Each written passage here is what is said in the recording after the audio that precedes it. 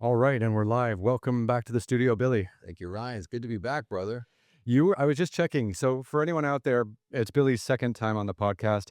If you want to go back to Billy's first time on the podcast, I think you were number 27 or 28. So you were very early, and that's when we did all your background and learned all about your history and stuff like that. And now you're back on the pod. What are we going to talk about today? Oh, there's so much going on. I'm really excited about this movie we're producing, this feature-length film. We're just in the throes of it. It's wild. I mean, you've got you've got your book. You've got this philosophy on how to live. You're living in a beautiful part of the world. You've got a real estate business. You got the whole family thing going. Like, you got you got it all put together. Man, I just feel blessed and grateful every day. It's the craziest thing. The more grateful you are, it seems like more wonderful things happen in your life. It's just kind of a simple philosophy, but I don't know how many people live in gratitude as a regular way of life. Almost no one. Yeah, I think that's the problem, right? There you go. There's a little clue for everyone. Yeah, I mean, it was funny. Like someone was telling me, or no, I was listening to on someone else's podcast the other day. Actually, I was like hiking I was hiking on the weekend, and someone was saying that like we're all trying to figure out how to like generate endorphins in our bodies, right? Because Yeah. like sometimes when you use social media, when you get a reply or a follow, you get an endorphin, right? So that's endorphins, and the release of endorphins make things somewhat addictive in our lives, right? And this lady was talking about how empowered and how endorphin generating it was to live with gratitude like every day and just be thanking people for being like part of your life. And she said like she did this for like a week and just treated everyone amazing and just thanked everyone for being helpful, being in her life, work like business partners, family, everything like that. And she says she did that for a week and it like totally changed her outlook on life. I would also change for physiology because there's that hormonal, right, upregulation. Hmm. But there's this physiological on you age slower. Yeah. Literally, your cells are like to celebrate the fact that you're not so stressed out and worried about linear time so much. Mhm. That's why I'm so obsessed with the present moment. Because if you in the present moment can use your energy to focus on acts of kindness, I mean, random acts of kindness, Mhm. just people try it for a week. Literally, it'll change your life. You and emotionally, socially, spiritually, financially, all these crazy synchronicities will happen. Yeah. I've done it for years, and I try to inspire people to do the same. It's been a good path to be on, I think. You must be on it too. Your life's pretty full. It's okay. Like I don't live with gratitude, as much as I would like. I don't thank people as much as I should, and but I'm trying to make some adjustments here. I'm much better now than I was before. That's for sure. Well, I've done it a lot lately. I mean, if you want a quick story, I love stories. That's why we're here. a quick story. This one's kind of crazy because being a spiritual teacher, being someone obsessed with the present moment, living as a Now-ist is the book I've written and the philosophy that I live by and share with people. But synchronicities, of course, you know what synchronicities are, the Carl Jung Yep. quote of random happenstances. They're not random at all. There's a consequence to every action. And when you do wonderful things, it's strange that these wonderful things happen to you.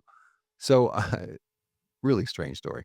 So we have a little dog named Pepper. She's 11. Mhm. And there's my wife, my daughter, and I, and our dog. So it's the four of us. And we live in a small condo on the beach in Santa Barbara, and we have really a simple life.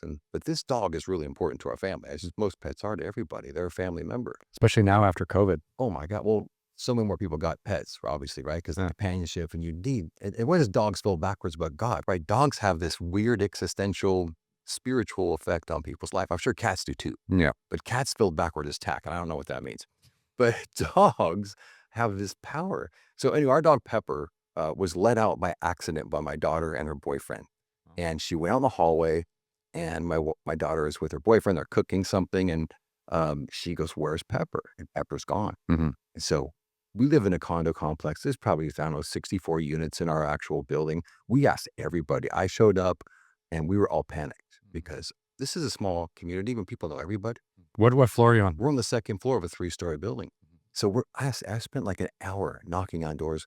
And then I thought, what was the strange part of this? What was the unusual part of Pepper's disappearance? Yeah. And a delivery person showed up at our door, and I didn't recognize him because we have the same delivery person for 20 years, Mike.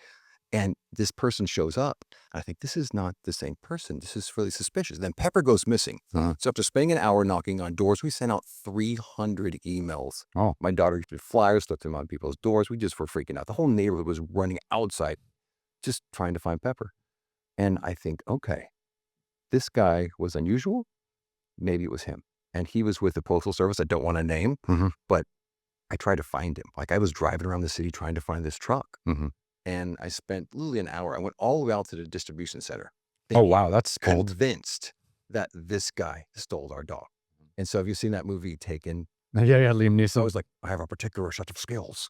Like I felt like I was Liam Neeson, like I had to figure this out. And so I kind of had to make up the story to these people to get the information that I needed. It was very much unlike me, Mhm. but I was, overwhelmed thinking this dog is gone. And you had to justify it to yourself too. Totally. This is not who I am. I literally had to be this other person. That's why I felt like this crazy scene out of a movie. So lo and behold, Pepper um, was not taken by this delivery person. Pepper decided to go next door, unbeknownst most of the owner. When she opened her door to go to work, she snuck in behind her, went in her unit where she has a dog as well, Mhm. ate all the dog's food, took a nap under her bed for 3 hours and just disappeared. So Wow. unlikely, so random, if you believe in random. And I just felt terrible. So the next day, Yeah. I drove out to this distribution center and I wrote thank you cards to the 5 people that I conned into thinking that, I was the one that they were the problem and I was going to catch them in their nefarious activity. Mhm. So I brought them some money and some cards. I felt so bad. Sure. But that random act of kindness synchronistically turned into all these windfalls in my life just the next day. My daughter, who's a softball player, had her first grand slam in her whole softball career. She played for 8 years. Mhm. That next day, from an act of kindness, I had a hole in one the same day on the On the golf golf course. course, yeah. I mean, they're connected, Ryan. Yeah. There's something when we're talking about kindness and gratitude and how your random acts of kindness can change your life. That's a perfect example in real time. Yeah. It just happened about a month ago. That's amazing. Is there? I mean, there's something to that. But we can all, I think, glean some information and be kind. Your life will get better in so many ways you can't even imagine. That's really the truth, isn't it? It's just like when you put good energy out into the world, it comes back to you better. And it'll prove itself to you. Mhm. And you'll call it a synchronicity when you realize what that means. Everything's connected. There are no accidents in this divinely organizing universe. So let's get on a plane and go to Germany for the G7 and let's turn all these politicians around.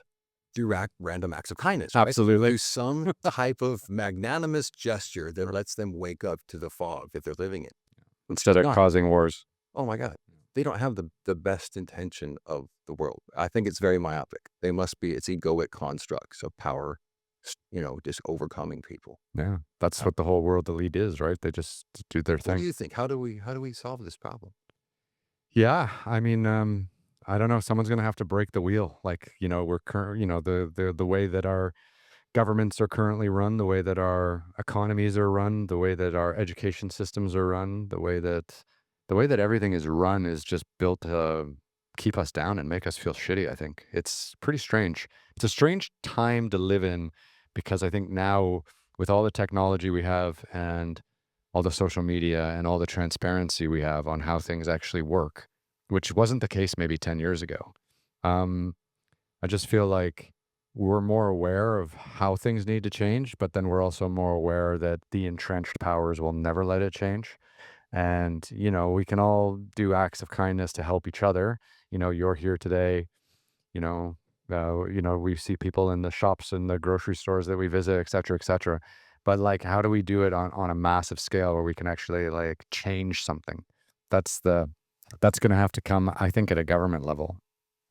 But we individually, my grandmother, God bless my grandma who passed away in 2011, she says, don't try to change don't change the world, change the world you live in. It's Yeah. that one person, right? And John Emmerich says, absolute power corrupts absolutely. There's this corruption in power and money and greed and power, obviously. Absolutely. I believe that random acts of kindness and just giving yourself selflessly without any thank you, anything in return. Mhm. I mean, imagine if everyone started doing that. There would be this global shift. Yeah, you could see the dominoes start to fall if that really did happen. But like if you make your world better around you, so let's say like, you've got 20 close friends, and then you've got strangers around you that you kind of connect with on a daily basis who run your shops or deliver your packages or your neighbors, right? So you got your 20 people that are like close to you, and then you've got maybe another 50 or 100 people kind of around you. So you can give acts of kindness to all those people and give gratitude to all those people, and it'll make your life better. But then when you come home at night, you turn on the TV, and there's wars in the Middle East, and there's, Russians invading Ukraine, and blah blah blah blah blah. Can you keep that gratitude going, or does the rest of the world drag you down as well? You hit on something that's so important, Ryan. Your habits. What are your habits, right? What are you? Yeah. Watching the nightly news. Terrible habit. Falling asleep. The last thought you have stays in your subconscious for 4 hours, right? So you're watching the news, these terrible things that are happening. Because if it bleeds, it leads, right? The news wants to keep you entrenched and focused in on their broadcast. And afraid. Exactly. Yeah. And then they want to sell you the drug commercial that's right after that, right? They want to keep you programmed. So if you can interrupt the program, your habits of before you go to bed, when you wake up in the morning, that's how you change the world. That's changing the world you live in, because then you physiologically and emotionally will change. Then you'll treat your neighbors better. And then that will express that gratitude and that kindness out to your neighborhood, to the city, the state, the world. That sounds like a nice idea. It's called Pay It Forward. I mean, there's a movie written about it. There was, yeah. Yeah, look how that really wasn't hyperbole. Yeah. I believe that's the truth. That's how we're supposed to live, in service. I think we should do it with like one block at a time, just, if we can get LA people to all treat each other nicely, we will have accomplished a lot. I think that would go a long ways down here. Yeah. Don't you think? Anywhere. I mean, the New Yorkers, that's impossible. They're miserable, but at least we've got the sunshine. That's why we're always got this little endorphin, this vitamin D buzz going in California, right? What's it like living up in Santa Barbara, man? It's beautiful up there. You live in paradise. I don't take it for granted, not one day, and just kind of wake up, thank God, this is a gift every day. Yes, there's problems that happen in life. It's not just this complete basic, lifestyle of easy going, and like it's out of a movie Mm-hmm. where you think, oh, Santa Barbara is just this American Riviera paradise. We have the same problems as everybody else has. There's still stress, overwhelm, anxiety, fear. But the reality is, it's just habits. I think people up there are conditioned. There's only 100,000 people live in Santa Barbara proper. I think they're all kind of drinking the same water, energy. They're drinking in the sunshine. And that's obviously, as we talked about, the chemicals of good acts of kindness and random acts of kindness, how it upregulates serotonin and dopamine and positive hormones. I think California in general has that going for it, right? I lived in Seattle for a long time. In Seattle, you had to focus on being happy because there wasn't the sun to really kind of give you that hit. I couldn't do it. I couldn't do like the Northwest. Yeah, it's a whole different. Well, it means you have to be psychologically very strong. You have to have really good habits. Yeah. You have to really move your body, right? Some people do light therapy up there. You have to have good rituals and surround yourself with positive people Yeah. because it's easy to go down the other path. I bet. Yeah, it's got to be tough. So what's happened since the last time we chatted? Wow. So It's been over a year now. it's been over a year, Yeah. and I've spent we were already working on the screenplay. It's been 3 years on the screenplay because we did 2 live events and did teaching and coaching kind of all around, and one-on-one coaching, still do that and have live events. But I decided I didn't want to do a third live event. I said, how can I impact more people? And so one of my incredible friends, that's a great writer, 27 books. He helped catch the Golden State Killer. He's a medical journalist. He's an amazing writer. Mhm. So I kind of teamed up with him. We're also really good buddies. He's written a lot of books, but we played golf together and we're just really good friends. And I said, let's help people deal with, we had just come out of COVID. Mhm. Let's help them heal with, we coined the phrase emergence trauma. Let's help people emerge from trauma. So let's give them a framework. Let's give them a story. Mhm. So we spent 3 years on this story about a family who lives in Santa Barbara. And this protagonist's wife is running for the mayor of Santa Barbara. And he has this dark secret that involves a serial killer. And it's his trauma. But when we read this quote after starting this screenplay, Carl Jung says, until you make the unconscious conscious, the unconscious will rule your life, and you call it fate. Mhm. Which means 2/3 of the planet, according to the National Health Organization, has an unresolved trauma they don't even know they have. And that's running their lives. Exactly. Just Yeah. like the quote says, you'll call it fate because these things happen. You think it's just, I'm a victim of my past, but it's a subconscious trauma that just causes cancers, divorce, bankruptcy, all these illnesses come from this unresolved trauma. That's wild. We can create a story because Steve Jobs once again said, hey, the storytellers are the most powerful people in the world. They create the trends and the culture. So if you can tell a great story, you get people in a movie theater to then apply this story to their life, because the light of awareness is the only thing that causes change. And the world that I'm in, when people are aware of the problem, but Mhm. here's a subconscious trauma that 2/3 of the planet has. that they're not aware of. So if we can do a component story that shows this in an entertaining fashion, people might look in the mirror and say, what do I have that's an unresolved trauma? And then take the steps that we teach in the film to work on it.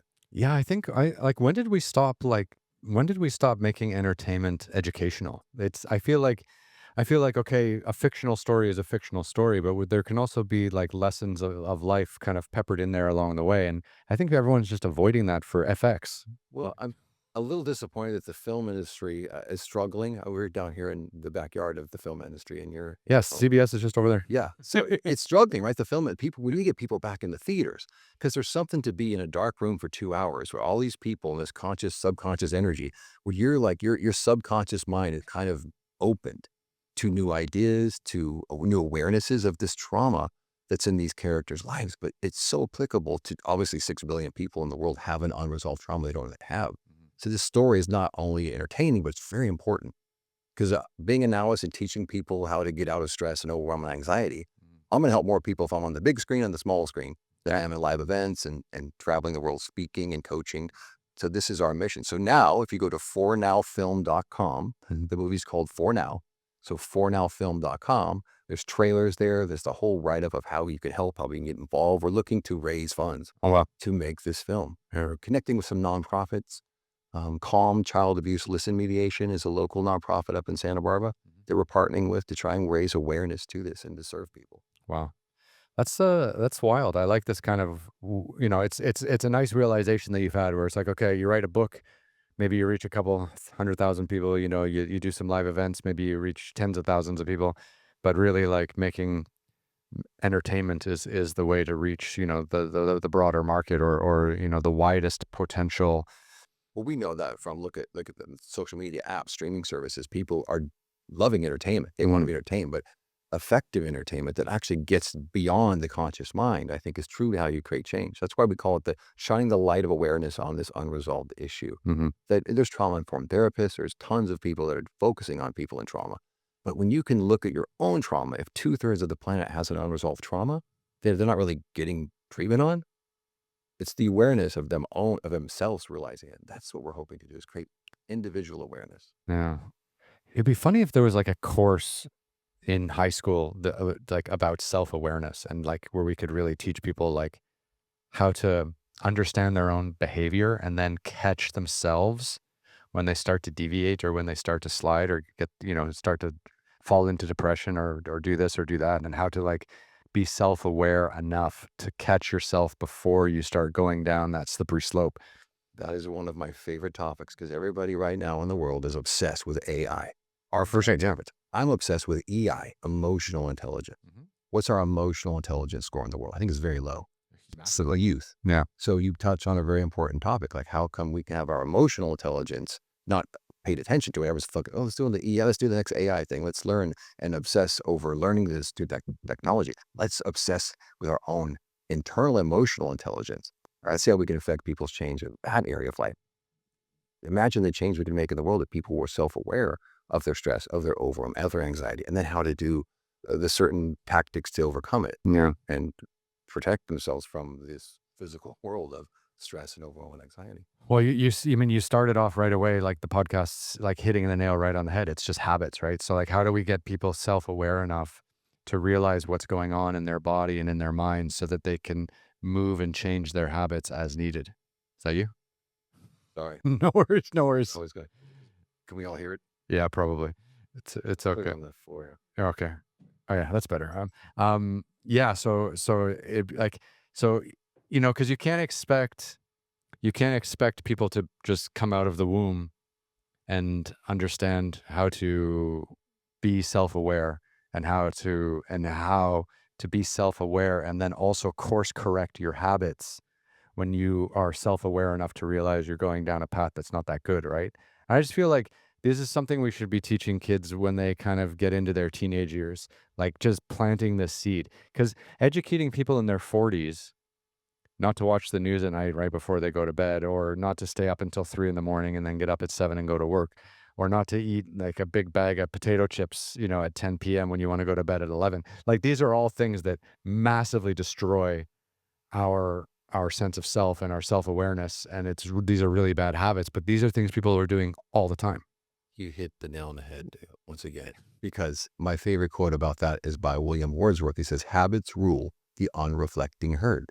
We're all ruled by our habits. But if you're not reflecting, if you're not aware of it, just like you said, the 4 years old, hey, my habits are kind of set. They say by the time you're 36, your habits are kind of ingrained in your neural pathways and you're kind of set. So to interrupt that pattern, it takes awareness for change. Yeah. So you need to realize, wait a minute, if I eat that bag of potato chips, all the blood's going to be going to my stomach. I'm going to have some pretty weird dreams. I don't know about you. When I have ice cream before I go to bed, I have weird dreams because the glucose in the ice cream, I think, does something with your brain. Oh, really? I don't know. Have you ever had really weird dreams after ice cream or sweets before you go to bed? So for me, it's altitude. Huh? So the higher, like if you're mountain climbing and doing stuff like that, you have, at least for me, I have crazy dreams. Like if you're up at 16, 18, 22, 23,000 feet, like Because there's that, no oxygen to your brain, right? yeah, your body's just struggling. And Can you share a wild dream that you've had? I don't remember any of them, but I wake up in a panic. And it's funny too, because you wake up in a panic for two. So when your body's at altitude, so just to break this down for people, let's assume that at sea level, everyone has 100% um, uh, Oxygen. oxygen in their blood, right? So you're at sea level, your blood oxygen level is at 100%. Okay, now if you go up to 16,000 feet, the oxygen that's in your bloodstream is half as high as it is at sea level. So you have to think like your blood, the oxygen, moves around the body and the bloodstream and stuff like that. So if you're not getting enough oxygen into your body, then as your blood continues to move around, like organs are just being left to struggle, right? And this does a lot for your brain as well. So I just have crazy dreams because also two reasons is you're never really asleep very deep when you're climbing because your body's not getting oxygen, your body's under strain and under strain. And this is like how that famous thing called the death zone started, like when you're above 8,000 meters, which is what, 20, what's that, like 25,000 feet, like you're in that death zone, which is like your body's actively dying every hour because you're not getting enough oxygen. So when you're sleeping, if you're up sleeping at around 22 to 25,000 feet, you're not really sleeping. You're just kind of passing out from the lack of oxygen. And then when you wake up again, you're kind of like waking up. This is without oxygen tanks. Like I've never used an oxygen tank, but so you're just, and then when you wake up, you wake up kind of like in shock because you feel like you're drowning because there's not enough oxygen in the air. Torture. Well, it takes some getting used to. So you have to, You've done it multiple times, right? oh yeah, I've done it a lot. I've done it all the time. I've done it a lot, but like I've climbed peaks above 20,000 feet. Yeah, 5 or 6 times. Wow. But the thing is that the trick is like you can't do anything about it, and you can take medication to block some of the symptoms. But I prefer to feel the symptoms, so I don't take any medication on that front. And then, but the thing is that to survive it, you just have to be ready for it, and then not overreact or get nervous or suffer from anxiety or panic. How do you do that when you have no oxygen? Because breathing teaching meditation, Yeah. breathing is usually the first thing to get your body out of stress. It's like you take your awareness on your breath, which slows your breath down, which gets your body relaxed. But if you can't do that Yeah. at the altitude, how do you relax? Well, you do that. So that's what you do is like, you wake up in a panic and then you just start to slow your heart rate down, slow your breathing down.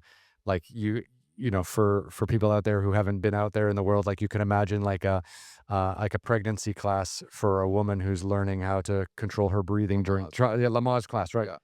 So, you almost have to like take a Lamaze class for mountain climbing because when you do get into those situations, you've got to calm yourself down, breathe, lower your heart rate, calm down your whole nervous system, and then you can like ease into getting back to sleep. Physically, then have to exert yourself to climb up this mountain is taxing, extremely taxing physically with less oxygen. Your muscles are probably also cramping or they're not efficiently working. And dehydration is a big issue too.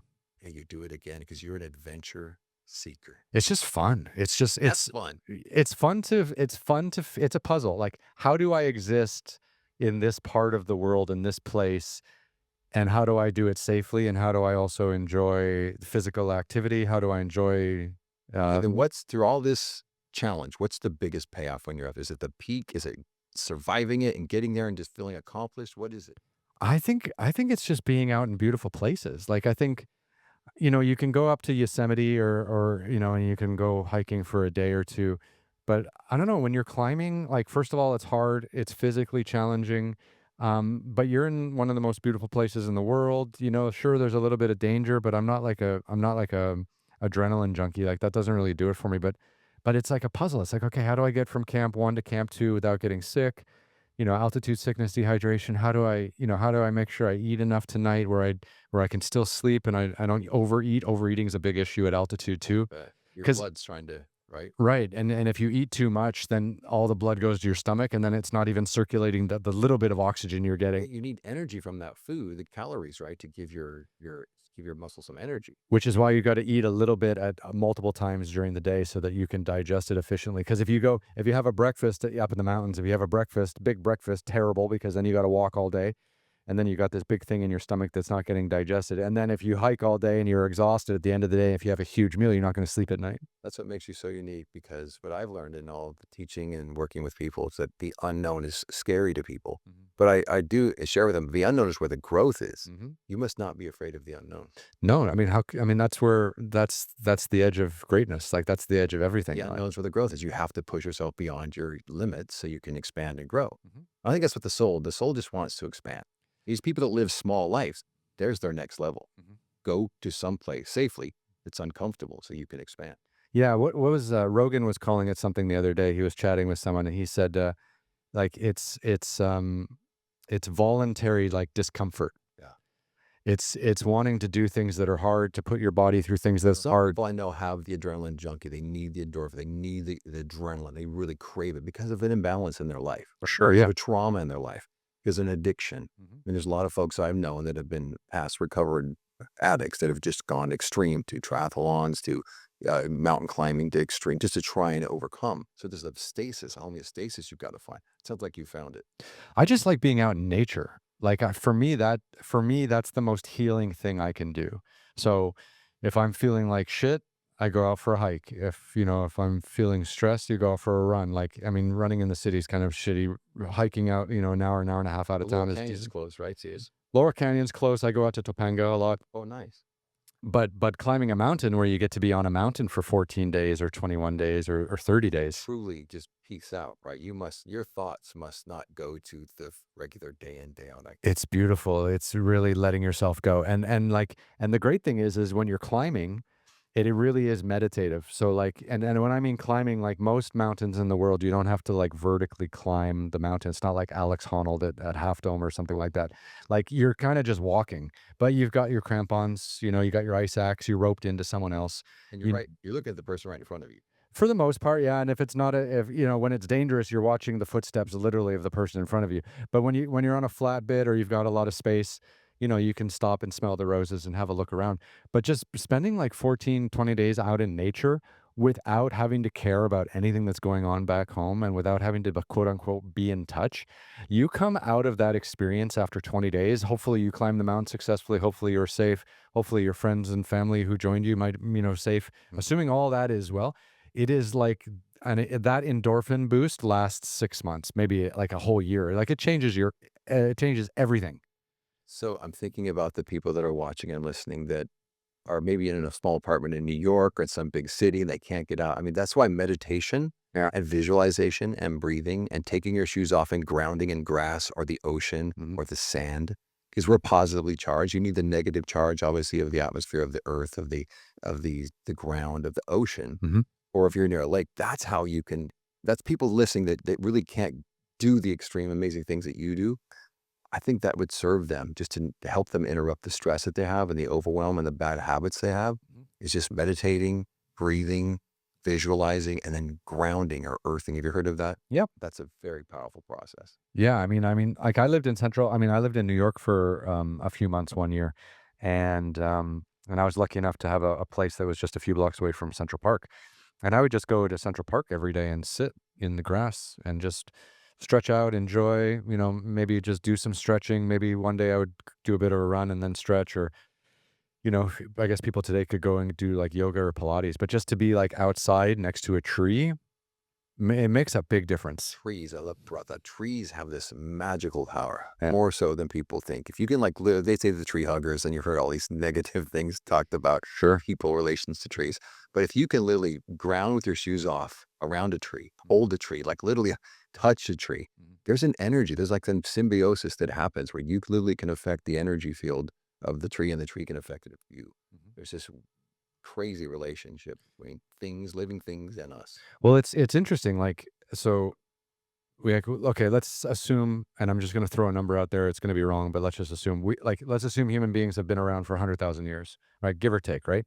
So, so in those 100,000 years, except for maybe the last like 500 years, like we've been totally connected to nature. We've been hunter-gatherer societies. We've kind of lived completely in sync with nature. Or maybe 2,000 years, not just 500 years, but say, so out of the last 100,000 years, the last 2,000 years, we've come to live in societies and stuff like that. But at some stage, when it came to living in society and building civilizations, we completely gave up on our connection with nature, which doesn't seem realistic at all. Like for 98,000 years, we were completely living in harmony with nature, and then we just gave it all up to make sidewalks. Like, Industrialization. right, but it's like, how did we drop the ball so much that we've somehow got 8 billion people on this planet with all these mega cities, of people where people are living, and we've completely disregarded our like primal connection and our primal need to have nature around us. That's why you have to have habits that fit nature into your daily life, Mhm. like without missing.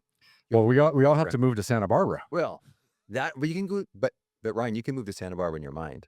I believe your imagination is one of the greatest gifts we've been given. Yeah, yeah. So the power of your imagination connected to your intention with your breath, Mhm. of course, with your body, just it's kind of succumbing to your thoughts Yeah. in a positive way, Mhm. not so much a stressful worry. That's why before you go to sleep, the last 5 minutes of your day, you're programming your subconscious mind. Mhm. But most people think about how shitty their day was and everything went wrong. Rarely do they, in gratitude, think about what went right, what do I want to happen tomorrow, and go to sleep with something very powerful and positive in their subconscious mind. It's those 4 hours that you marinate. Think about, we were talking about eating food before you go to bed, and you're at altitude, you can't sleep, Mhm. or you have bad dreams because you have no oxygen. But people's regular life, you can program your subconscious mind. Choose what you think about before you go to bed, the last 5 minutes. I like to watch comedy before I go to bed. There you go. Yeah. That's a great thing because Keeps it light. exactly, you got these upregulating these serotonin, these dopamine, these great feelings of adrenaline. You're literally smiling all the time. Yeah. Then you go to sleep without looking at your phone. Mhm. Don't look at your phone before you go to bed. Don't wake right up and go look at your phone. Mhm. Like habits rule the unreflecting herd. You've got to figure out how to interrupt the patterns. They're I not serving you. I like this idea of trying to use your mind to connect with nature if you actually don't physically have nature around you. I think that's pretty powerful. Like obviously the mind is incredibly powerful and we're only using a very small percentage of it. 10%. Maybe less, yeah. It's so minuscule. For some it's definitely less than 10%. Yeah, I guess we know some people that use mindless at them. But yeah, I mean, if we can somehow get the physical and physiological benefits of being out in nature by just controlling our breathing and meditating, that would be pretty powerful. It's simple, but do people do it? No, I guess So how I do don't. we push people to do that? I mean, they listen to your show, they listen to other podcasts, they watch TV shows, they read books, but you have to just actually do it. Quit being a student of it and just do it. Yeah, but I like a lot of people just don't have the discipline to do anything. Like, I mean, we all went to school and there's always people who couldn't get to school on time. There's always people who were late for practice. There's always people who Usually can't because get. of the parents, that's how they were raised, right? There's usually a late family member or mom or dad, and just like it's this once again, the subconscious habit that's just been ingrained in your sub. You just keep doing it because that's that's comfortable, it's familiar. Yeah, You need to get out of your comfort zone. The unknown is where the growth is. I agree. Shit. Yeah, and You know that more than most people. luckily, but then you've got people as well who complain about not being able to shoot a basketball very well, but then they never spend any time practicing shooting basketball. So like, how are the oh, there's a helicopter? How are those people? How do those people engage? And to do the work and put in the time to see the change that you have, right? Like it's so. Think what's the easiest thing in our lives that we could add discipline to make our lives better? And that one single thing that we could do is our screen time. So Oh yeah. if you look at your phone every single day and you look at your screen time, it could be on like just average, it can be between 3 to 5 hours a day you're on your phone, which is insane. But think about it, if we allocate 3 to 5 hours a day to learn Mandarin, or to study finance so that we can manage our books better, or, or use that 3 to 5 hours a day on a side hustle that you want to build out so that you can quit your full-time job and then become an entrepreneur, or 3 to 5 hours a day you spend with your kids if you've got children. Like, you know, it's funny that the thing that we could easily be most disciplined about, that could have a positive benefit in our lives, is in our pockets, and no one, and we don't do a thing about it. Have you read Atomic Habits by James Cleary? I have not. Okay. I'm recommended to your viewers. Atomic Habits. Atomic Habits by James Cleary. Get that book on Audible if you can. If you're not ready, just get it on Audible. Yeah. That it talks about really small incremental changes, how they have these huge lasting changes in your life. Okay. Small things. He works with the Olympics. He's worked with amazing athletes and CEOs about implementing really small changes and how they exponentially grow. Yeah. It's doing that habit. It's like interrupting it. Planting those seeds. You just have to, I don't know, I'm organized. You're probably very organized. If you can get calendars, you make appointments on your phone, use things to remind you to just interrupt your pattern. Yeah. Whatever it takes. Scratch the record so it can't play the same. Yeah. Watch what happens. People's lives will change. Yeah. So habits die hard because the subconscious programming. That's why in our film, we're so obsessed with like bringing this awareness through an entertaining fashion, because people, if they're entertained, they're more likely to be susceptible to the teaching or to the awareness. You can't just like beat them over the head with a book or some esoteric teaching. They have to see themselves in the story. Yeah. And that's our mission with this movie. That's wild. Give me one just a sec here. Okay, I'm going to have some tea. Yeah, have some tea. Tell me what you think.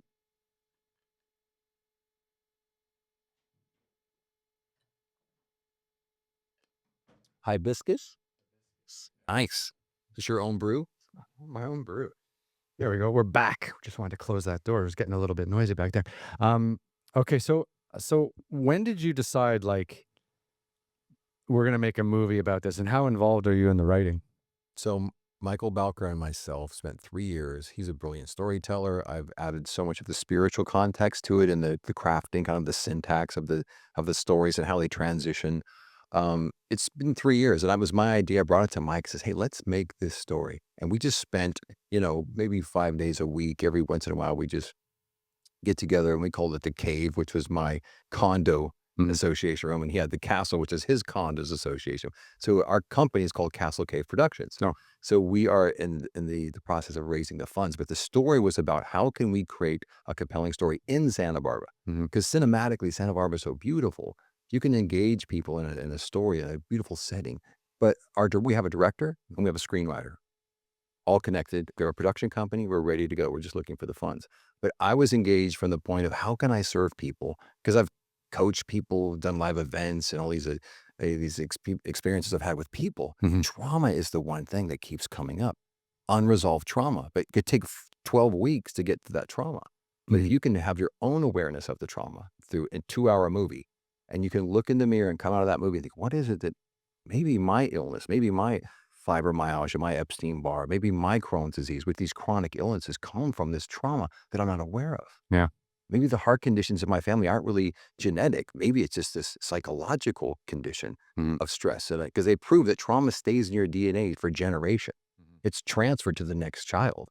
So if you can interrupt pattern, retrocausally, you can affect change. That's amazing. I didn't know that trauma. 12 generations, scientists have proven it's 12 generations trauma lives in your DNA. Wow. Is that crazy? Epigenetics, the expression of genes through your system. It's just trauma lives there. So imagine that. So 12 generations. Yep. So think about it's 2025. 12 generations back. Okay, not 1,200 years, because that would be 100 years per generation. That's a little much. 30 years per generation, is that right? 30 or 40 years per generation. So what's that, like 30, what's that, 1,000, like it's about over 1,000 years. You're good at, are we trying to do the math here? So 12 generations at 30 years is 30. 1,200 years, right? 1,200 years? 360. Yeah, sorry, 360. There we go. SAT scores? Not the best, yeah. Not my best. So 360 years. But think about all the war that, like, the generations of our ancestors have been through. Hundreds of millions of people have died. And the majority of them, like, have died, but in order for our genes to get to where we are today, like, those people would have had to, a lot of those people would have survived, and been through a war. And of course, being through war is probably the biggest trauma you could ever imprint on a human It being. stays in your DNA, but it stays in your subconscious mind. And then this is part of the reason we wrote this movie. You disassociate it, as Carl Jung had proved in all of his studies and working with patients, that you disassociate it because it's so painful. Hmm. You can't deal with it in your conscious life. You disassociate it. So then you don't even know it happened because Thomas, the protagonist of our movie, he doesn't know that this is happening, but he's getting triggered throughout Jill's campaign for mayor, Hmm. this mayoral race. There's this land dispute with the Chumash Indians. It's very it's diverse. The plot lines have all these different vignettes of stories that are coalescing into this big climax at the end. Sounds beautiful. But it's all about how he's getting triggered, as most people get triggered, and you freak out at people, you lose your mind. And how many people get triggered, you don't even know what happened or where it came from. Where do you think about, like, where do you see like plant-based medicine and psychedelics and stuff like that coming in to help people who are dealing with like PTSD and depression and stuff like that? Because obviously we're not doctors ourselves, but we are. I feel like we are quite attuned to the spiritual world and understanding ourselves, and we're I think you and I are pretty good at like self-reflecting and self-diagnosing and figuring out what's going on. But I've had a few podcast guests come through the last couple weeks, and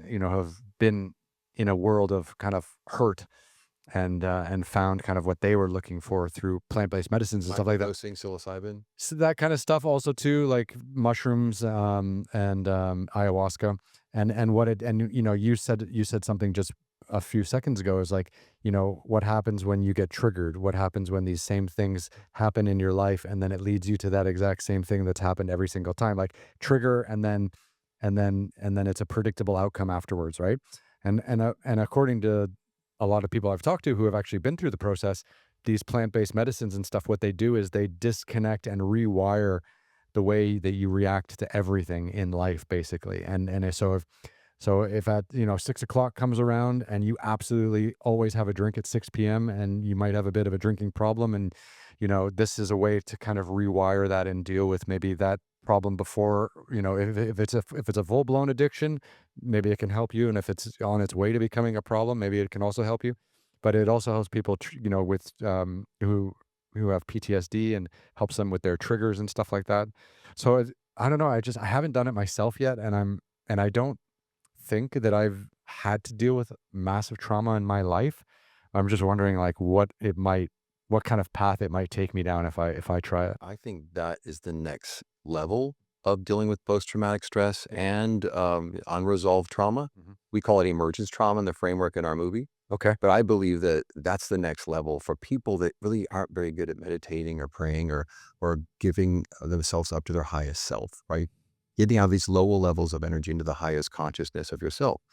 Buddha nature, Christ consciousness. People can access that, but it takes years usually or a satori, which is a flash of enlightenment. I had that experience. Not everybody has the same experience, but I think this could be the jump start. Psilocybin, microdosing, mushrooms, Mm. because it does interrupt your conscious mind. It accesses the subconscious mind so quickly. Mm. Then you can rewire neuroplasticity. You fire and wire. It's called Hebb's law. Neurons that fire together, wire together. You can rewire those. And then that experience I've talked to so many people that have dealt with like military Mhm. post-traumatic stress. That is the hardest one. When I think we're with the client, I'm like, that's the hardest one because how do you can't pray and meditate your way out of that trauma. Mhm. You can't sleep at night. You're triggered at night when your subconscious mind's most programmable, that it bubbles up and use night terrors. It's just, I've had clients that I've worked with that they've got success from microdosing and psilocybin because it allowed them to refire and wire because they got to choose a different reality. And did they have to go outside the United States to get that treatment? Good question. Tijuana, yes. You're right. With the one was Tijuana, the other one was Philippines, I think. Yeah, that's how it is. It's But it ridiculous. helped them in both cases. It helped them Yeah, tremendously. but the ridiculous thing is that treatment's not available anywhere inside the United I think States. it's gonna. I think it's the efficacy of the studies. I think is all they need. We need some time. We need some studies. We need some um, cases that prove unequivocally that this was the thing Mhm. that saved people's lives. I'm more cynical. I think it's all about the money. So, You can't. Yeah, you can't. It's cheap, isn't it? and here's my thing. It's plant-based medicines are really cheap, and and um, and and it's interesting because if you go back like a decade, there were all these studies about legalizing cannabis, right? And I don't know if you've seen any of these. I can send you one when we get offline later.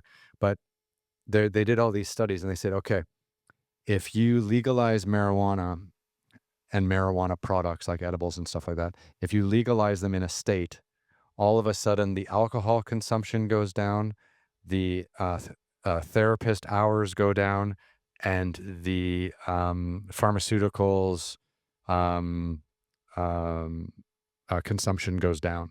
So, okay, so you let cannabis be legal, so you create a whole bunch of new businesses that are selling cannabis, and then and then all the customers kind of go towards the cannabis, and then they leave the alcohol, the therapists, and the pharmaceuticals, and all those numbers go down. So when you hear about states that don't legalize marijuana and marijuana products, it has nothing to do with the efficacy of marijuana. They're just protecting existing industries.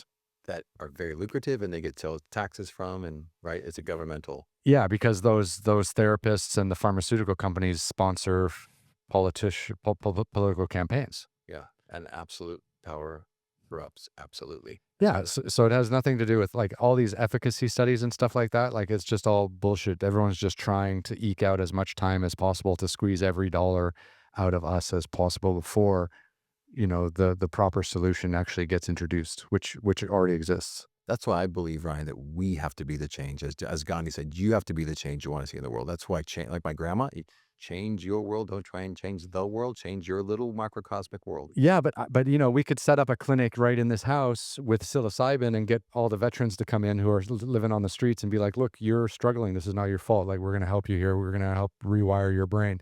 And then, the word gets out, and I'd be arrested within 48 hours. Isn't that sad? Because there it is. It's proven to help millions of people already, Hmm. kind of underground. But there's a huge connection between this and the medical version of what Hebb's law means to someone in trauma and stress, post-traumatic stress, and how it's almost like a lock and a key. Like literally, the serotonin receptors connect and they refire and wire it. The images, the feelings, the sensations that they're having, and they're kind of collapsing the old anchor that is the trauma from seeing these terrible things they experience with their friends and colleagues in war. That's the change. That's because those poor veterans are being underserved severely. Massively. And think what they did for our country. Everything. Kept our freedom. Yeah. How it gives me chills just talk about how in the hell can we leave these veterans on the streets? Yeah. How can we not serve them? It's pretty wild. When this whole when Elon started his little Doge thing, the Department of Government Efficiency, I was actually quite excited about it because I'm not an American citizen. I'm a legal immigrant here in the United States, um, and I was really curious to see because I've only been here for about 18 months, and it's not like I've lived in the United States my whole life. So I was really quite excited to see this foreigner, Elon Musk, South African, come in, world's richest man, and start like picking apart what's really going on wrong with government. And I really wanted him to go through the IRS and the Veterans Affairs Administration because I thought those would be two wildly misrun. Have they dabbled in those? I think they're still dabbling, but it's funny. Like the first month they were doing it, or the first 2 months they were doing it, there was so much noise about everything that was going on, and things have gone super quiet now. And I hope it kicks back up again because, and it's absolutely necessary. Like I was listening in one conversation. So the NIH, which is what the National Health Institute, NHI, National Health Institute, something like that. NIH, yeah. Yeah. So they were running something ridiculous. Like they had like 22 different computer systems for one government organization, and none of the computer systems talked to everything else. So when one person was doing research in one facility, the person at another facility couldn't view that person's most recent notes and research. Purely inefficient. Yeah, completely. And like things like that catch my attention way more than, USAD or something like that. USI, was it USA? So you are from Canada, correct? Correct. So the fact that you now have this vision of what it's like here, because you've lived here for 18 months, Mhm. and now you can kind of compare and contrast a little bit about efficiency, about what it means to be in this country. Well, I've lived in China for 18 years, and I lived in Dubai for a few years, Okay, so and you I have lived. beyond the Yeah. expertise to Compare and contrast. And then I lived in Switzerland for a few years as well. And now I'm here, and I can tell you this country is a mess. Is that really what I was always curious when you're in these other countries? What do they think of Americans? So it's really funny. Like the brand USA is still very strong, given all the garbage that's been going on the last few years. But brand USA is still very strong. But people have a much better opinion of what the USA is than what it really is. Like, this is a country that destroys the middle class. This is the country that overtaxes the middle class. The healthcare system in this country is an embarrassment. The food system in this country is ridiculous. Like, everything in the grocery store is pretty much trying to kill you, apart from the vegetables. And even the vegetables can be trying to kill you if they've been shipped for too long, or if they're too shiny or looking too appetizing in their displays, because most of the chemicals that they use for in the grocery store food and stuff like that are used to A, keep it on the shelf longer, and B, make it look prettier. Right. So those are killing us, which is awesome. And like all these things, they don't exist in Switzerland, for example. Like, and it's funny, like I listened to Trump the other day. He was talking about how they're trying to do a trade deal with the EU, right? And Trump is trying to get the EU to buy a certain number of genetically modified chickens. And don't send this disease of terrible food in the United States to Europe. Like, don't force them to buy genetically modified chickens. We should be learning how to manage our food better, more like the Europeans, and get all the chemicals out of our food and stuff like that. So there's all these strange isms, but actually coming to the United States has forced me to try to live a lot healthier because it's so toxic, and So because obvious to you, right? It's so obvious. so obvious. Comparing and contrasting all these other countries. So obvious. Like like for example, in Europe, you know, you go to the corner bread shop and you buy a loaf of bread, and you buy it for a day or two, and then it goes bad and you try to finish it, and then you go back in a day or two and you buy another As fresh. it should be, right? Yeah, and you don't buy a loaf of bread and put it in the fridge for 3 weeks and have it still be fresh in 3 weeks. There's something wrong with that bread. It's not bread anymore. It's not like. Because the yeast is not supposed to do that, right? No, it's not. And it's just what was someone telling you? One of the most toxic things you can buy in the grocery store are the frozen meals that you heat up, because those can last years, even though they're frozen. But they're full of all kinds of shit that should not be in our bodies. So chronic illness is rampant in the United States. It is in the country, but I think in other countries, but United States. chronic. 100%, yeah. And why do we think that is? Well, so I had a cardiologist here last week, and he was telling me that more people in the United States die of heart disease than of cancer. It's the number one killer. Number one killer. Number two, hospitalization is number three, by the way. Which is terrifying. That hospitalization is number 3. But he was saying that heart disease is a huge problem, and the two biggest issues are diet and exercise. And it's like, well, those have been the same fucking issues that have been on the tip of everyone's lips for the last 40 years. Like, we should be figuring it out by now, right? And but the food system here is really putting everyone behind the 8 ball. Like, I think it's causing a lot of mental health illness as well too. I think, like, the way the food system works. Alzheimer, dementia, all these chronic illnesses that are neurological. Hmm. It's all connected. Yeah, It's all connected. and you eat bad food, it makes you feel like shit. And if you do that for 30 days straight, you're gonna feel. Back to the carbs, the instant serotonin hit you get from carbs and food that makes you feel good because people are so stressed out. Yeah. The chronic illness is on the rise because we are a stressed out society. Yeah. We are 5% of the world's population. We consume 65% of the killing pills in the world. Yeah, it's wild. No pain. We're the kings of no pain because we're in so much pain, emotionally, psychologically. I think spiritual. We're in pain. We're in existential funk. So Mhm. they're looking for all the love in all the wrong places. And we are what we eat. Truly, it's medicine. Don't eat your medicine as food, so you can eat your food as medicine, right? Yeah, and or the other one too is don't sleep to live, live to sleep. Like, because a lot of people, they think, if they get a good sleep at night, they can do more the next day. But actually, if you prepare yourself during the day to sleep well at night, you're going to fix all of your problems. I think sleep is a hugely underrated part of our existential life Yeah. in physical time, because 6-8 hours of sleep is now that my daughter has that ring, the Oura ring. The Aura Ring, are those good? She's loving it Yeah. because because she's a teenager, just graduated from high school, and she's learned that sleep she's an athlete. How it affects her waking hours is just this new shift in her awareness. Yeah. And so she's usually tracking her REM sleep, her HRV, her heart rate variability. Yeah. all these metrics that can help you live a more vital life. As a teenager, this habits again. If you can, as a young person, can start getting new habits, but they're on their phones like 8 hours a day, right? Yeah. You have to offset that. It's a habits rule the end of affecting hers. Again, there's a habit. If you can interrupt your pattern, but you have to have the awareness that this habit is killing you, like bad food, bad sleep. These are things you can affect instantly Yeah. because we're giving you this a little awareness talk right now, everyone out there, that you could try to interrupt one of those things in your life. Mhm. Just get committed to it. It's funny, like my dad, so I was just out to see it was recently Father's Day. So I was out to see my father, and he lives out in Palm Springs. And it was interesting. Like he's had some health issues the last couple of months. And so I got him, one of these health trackers, and I'm trying to get him like engaged in this idea that what's going on in your body is no longer someone else's business. It's actually your business. It's our business. It's our fucking bodies. And now through these health trackers and stuff like that, we can figure out what is and isn't working in our diet and in our sleep and in our exercise. And we can self-regulate to the point where we can be self-aware. But his perspective, and he was born in the 1940s, like his perspective is, well, that's the shit that the doctor knows, and that's his job, right? Or his or her job. So and I was thinking about this too, like, and I was thinking as I was hiking the other day, and that's when I do a lot of my like just deep thinking.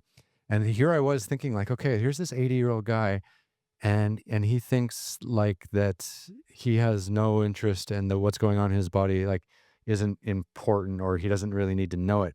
And then I was like, what is it about the baby boomers, late 40s, 50s, or maybe early 60s? Like, what is it about them that instilled so much trust in these institutions, like a hospital, like, a doctor, a lawyer, a priest, whatever you want to choose, where they just put blind faith into these people. Now, maybe in the 1940s and 1950s, doctors were different and lawyers were different, and maybe they actually, tried to help us more than harm us. But whatever that was then is not the situation now. And I think that we've been in enough situations and we've seen enough in the news where we know that we need to start knowing what's going on in our bodies so that we can combat incorrect information from a healthcare professional, or that we can stop something bad from happening if we're hospitalized, because that is the third biggest killer in the United States, which doesn't make any sense. So I'm just wondering, like, where this wholesale trust came from these baby boomers. Like, trust the grocery store, they're not going to sell us things that hurt us. Trust the doctor, he or she is always going to be right. I don't need to know what's going on, that's their job. Like, it was just like this handing over of responsibility and this blind trust that somehow people grew up with. I feel like people who grew up before Vietnam somehow have this like really blind, naive trust in some institutions and things like this. And then I feel like people who grew up through Vietnam or were of age during Vietnam, like politically aware, and then people born after, like, have much less trust in these I institutions. think it's two things. I think first, they're subconsciously programmed. I think it's been, plus, let's talk about generational trauma again, right? There's generations of trauma. Then you're programmed to think that this person in a white coat has all the power. Their diagnosis, their prognosis, there's the power. So I think it's through commercialism and just like ads and just people's experience. When you take the emotional trauma, which is in your DNA, Mhm. that aspect, and then you take the conditioning of television, conditioning of society, of the news, that this person in the white coat, they're the expert. I'm not the expert. I'm not taking my power back. They have all the power.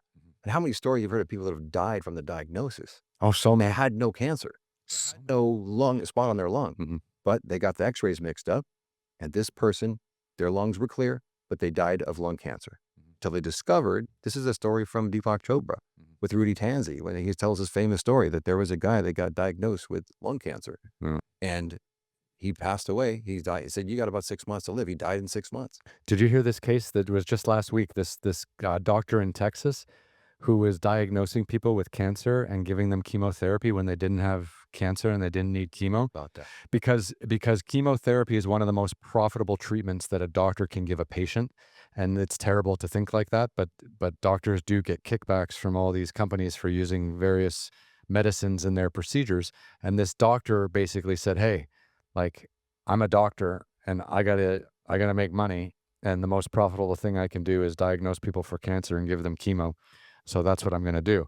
And he somehow rationalized it, thinking like, well, their insurance is covering it and I'm making money, but you're destroying these people's lives because chemotherapy is essentially putting poison in your body to clear out not only cancerous cells, but also healthy cells. And a lot of the patients even died from this diagnosis, from this treatment, while he was just padding his bank account. Like that that makes no sense. Like, isn't there something called like a Hippocratic oath that you have to take when you're a doctor? It was like do no harm.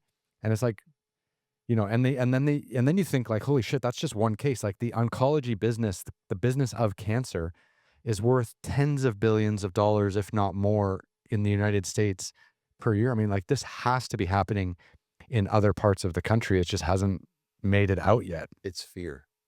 It's the monetization of fear. Yeah, for And sure. I've learned fear is FEAR, false evidence appearing real. It's not real. Yeah. Fear is a thought. Yeah. That's why I'm so obsessed with teaching people how to think differently and how to use meditation, breath, your conscious awareness, your thoughts, your words effectively to change the fear out of your life. Because fear is so monetizable. Think about, you want to create a war, you just create an enemy out of fear. Or think of COVID, it was a fear. There's so much fear. The Cold War, Fear. just to feed the How does military fear- industrial complex. How does fear affect your life? Like you have to get control of fear. Mhm. And you have to this is one of the greatest gifts we've ever been given is the power of our intuition, our gut response. There's 40,000 more neurons in our gut than in our brain, right? You have this response, this intuitive response, like, no, that doesn't seem right. This doesn't feel right. You need to learn to trust your intuition because you'll know if you're in a doctor's office and it's, God bless the doctors, I'm not bashing the doctors. Mhm. If you have a broken bone, you're in an accident, you need a doctor. But chronic illness is on the rise and people are dying for reasons that they don't have to die from. That they had awareness, they realized they could change their habits, they could take their power back with the power of their awareness, they could change their outlook. Yeah. And their efficacy of the long-lasting longevity of their experience in this physical world. Yeah. Why would you let people have that power? No, it's crazy. It's conditioning. There's a little switch down on the bottom corner, just down here, where you can twist your microphone just to tighten that up because I know it's bothering you a little bit there. Oh, now we're locked in. Now better. Oh, there we go. There you go. Sorry, yeah, a little loose there. So here's one for you. Like I was out in Palm Springs on the weekend, and I heard this story of this woman who lived in this compound where my parents live, and this woman was diagnosed with liver disease. Now, it's not liver cancer, it's liver disease. And apparently that's a big difference. So liver disease is a health and lifestyle issue. It can come about, not eating healthy, maybe drinking too much, but and not exercising enough. It's a lifestyle disease. And she had like what was called like a stage 4 liver disease. And the doctor was like, okay, here's a bunch of pills you need to take.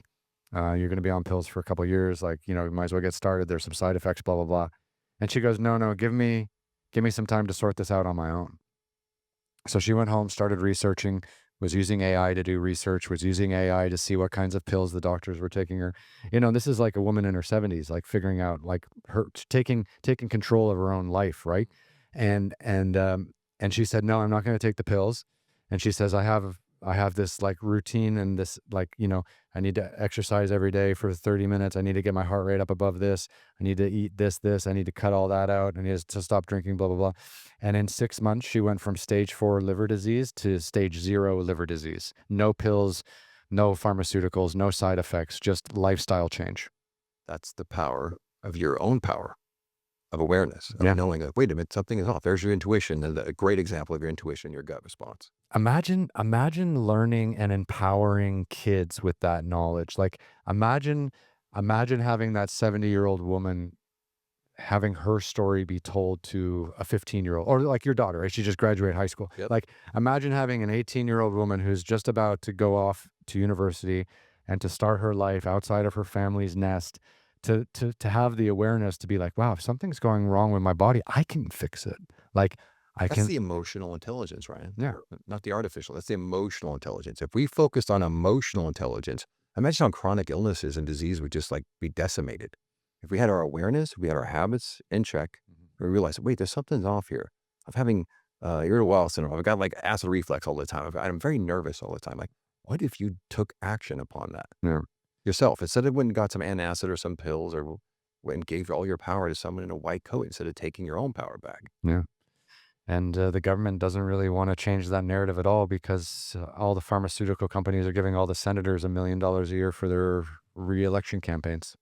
So how do we interrupt the system? Well, it's like you said, it's like you got to do it. You got to do it one neighborhood at a time. You got to do it one block at a time.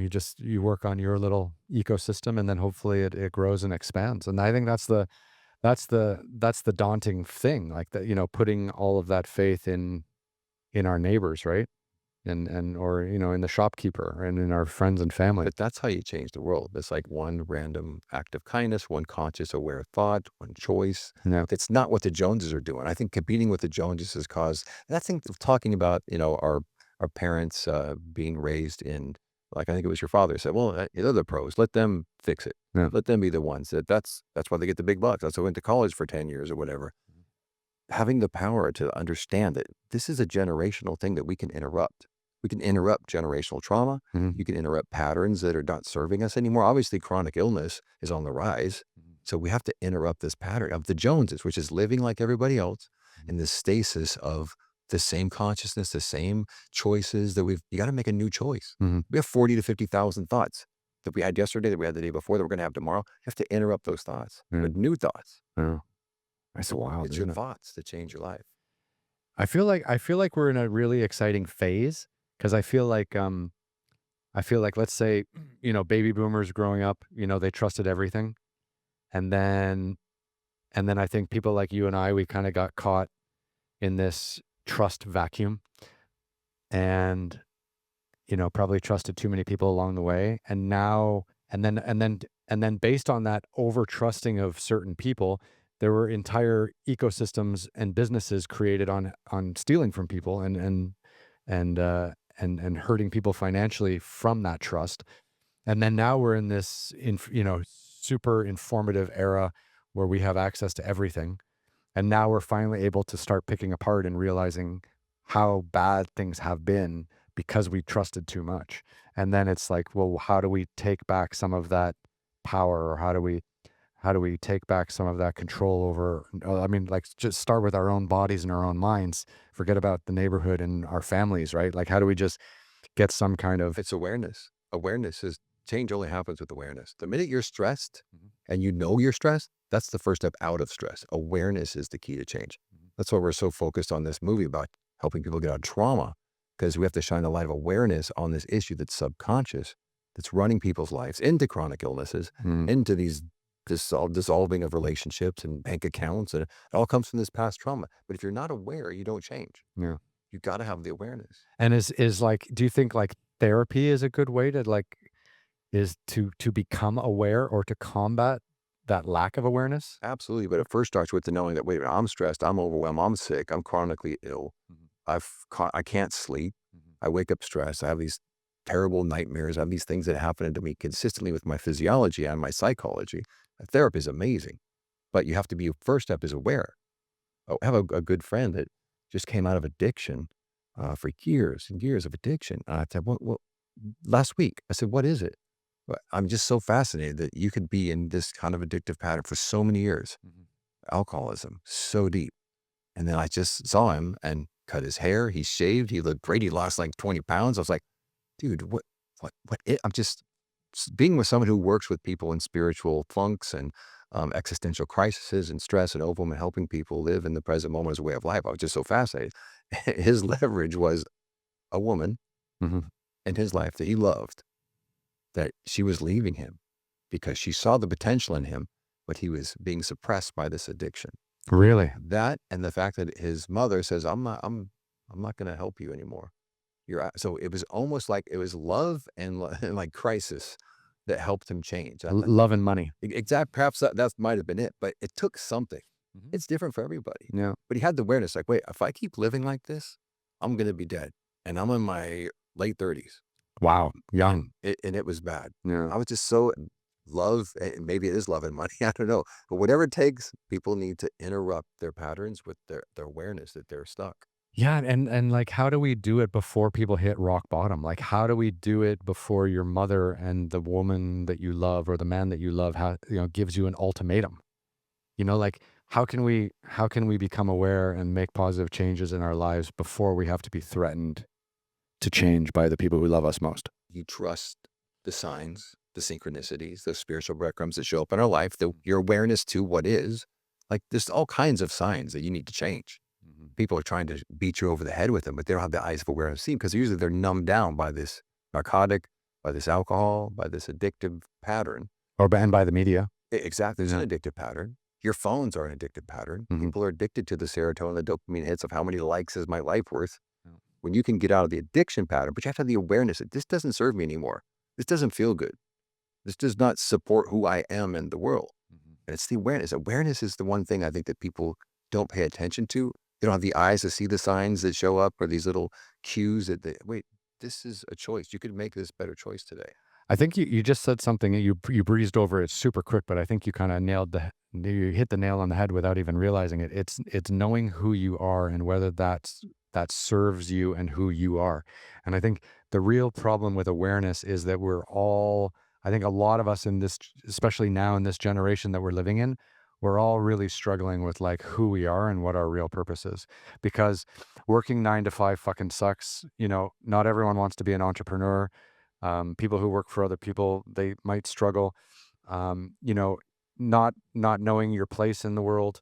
One of the things I talk to a lot of veterans about, and I've had a few on the podcast, is that the military is a very strict um, uh, ecosystem and an environment of very strict routines.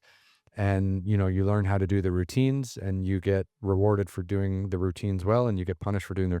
And then he's like, when you come out, when you come back into the real world, no one cares about these routines anymore. No one cares about anything. And it's like, but I just spent 20 years of my life or 5 years of my life or one tour in Iraq, you know, perfecting all these things that are completely not valuable anymore here. And then even too, when I tell people about my routines and what I had done abroad, I get shit on it or treated differently, or while I was doing it for my country, because back here everything is political, but over there it's life and death. Like it's completely there. There's one friend I had. He went. This was the best I ever heard. So, 2001 Twin Towers drop. He gets really upset by that. He enlists in the military. He joins the military voluntarily.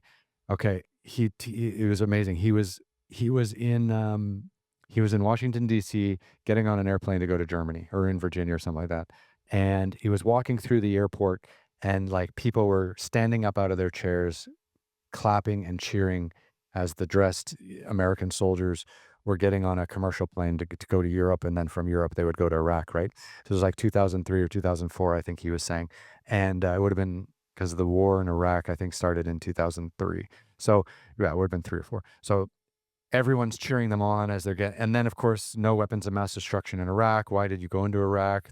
Tens of billions of dollars, thousands of American soldiers.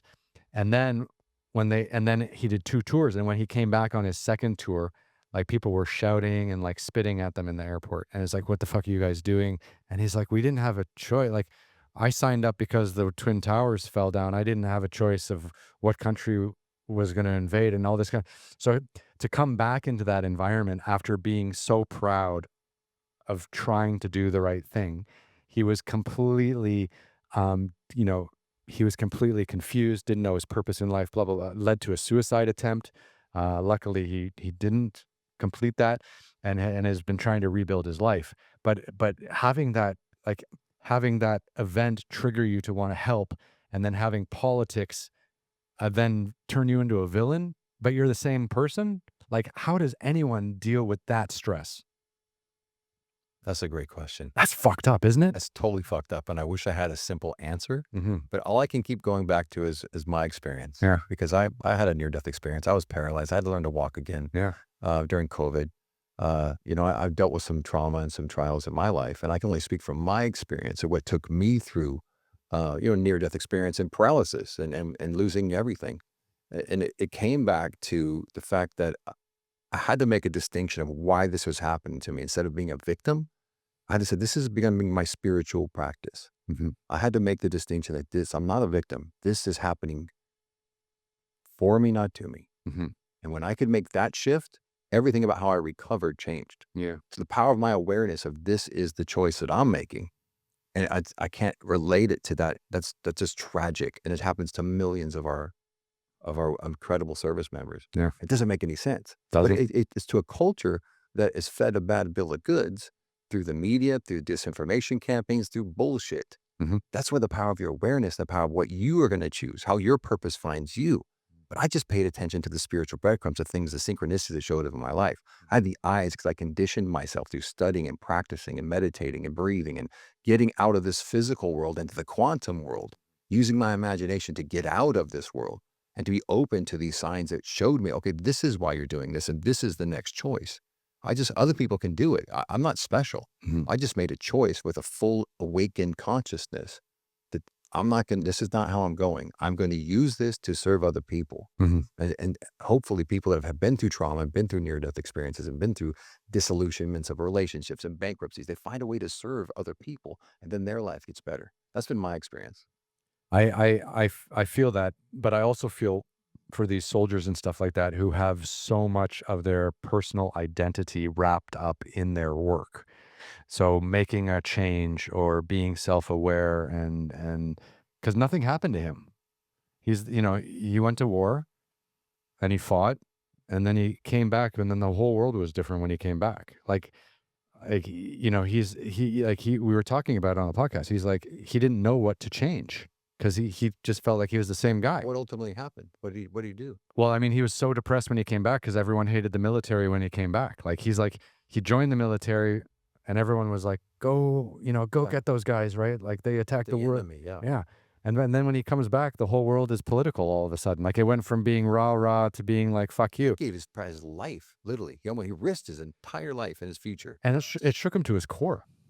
What To the point where happy ending to this, I hope. well, now he's amazing, and he's got a daughter, and he's in a new relationship, and he's an ultra marathon runner and a fitness trainer, and Made a choice and awareness, ultimately, I guess. Right? yeah, but holy fuck, did he have to go down, Because down, like with my down? friend who came out of addiction after a decade, I was just so amazed and impressed because that's pretty rare. Yeah, So did he have like an aha moment, kind of like obviously with my friend, it was like his girlfriend and his mom that interrupted his psychosis and his crazy patterns of thinking yeah, into my future is gone if I don't stop this behavior. yeah. So the guy that was the guy that was on the podcast, like he tried to kill himself, so that was what turned That's him rock around. bottom. Yeah, He made a choice from there. he made a choice from Want there. to die. No, and it was He met a girl, then he had a daughter, and like how amazing is that? yeah, I mean, his parents helped him out a lot. Like, he said he tried to commit suicide, and the first call was to his mom. And this is all public information. It was on the podcast and stuff like that.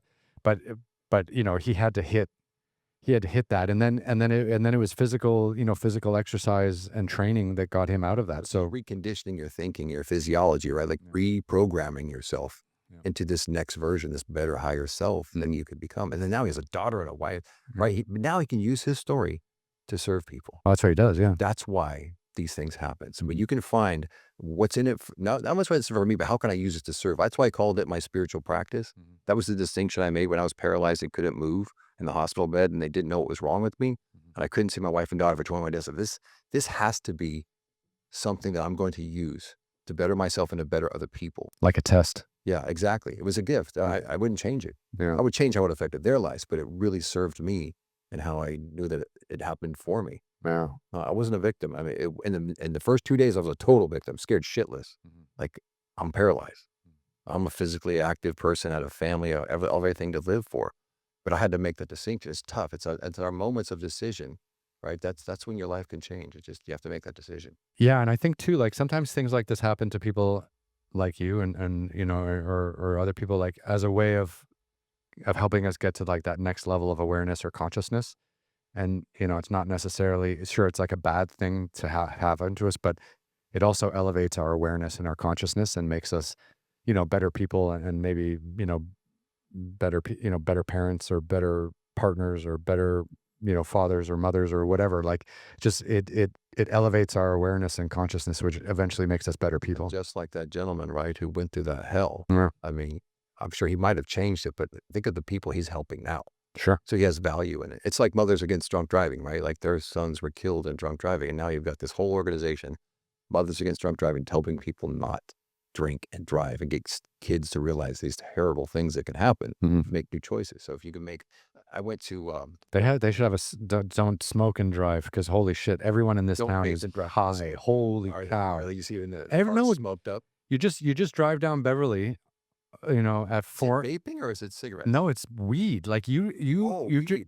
yeah, you drive down like Doheny or Beverly or La Cienega or whatever It's at like, coming out of the windows, huh? yeah, and the windows are open and people are just puffing away. Contact buzz, just drive next to them. Yeah, you smell it. Like it's like you drive down the streets in LA and all you smell That's a is stressed marijuana. out society, community, I guess you would say. Why are people doing that, then you think, I think, to that degree and that level?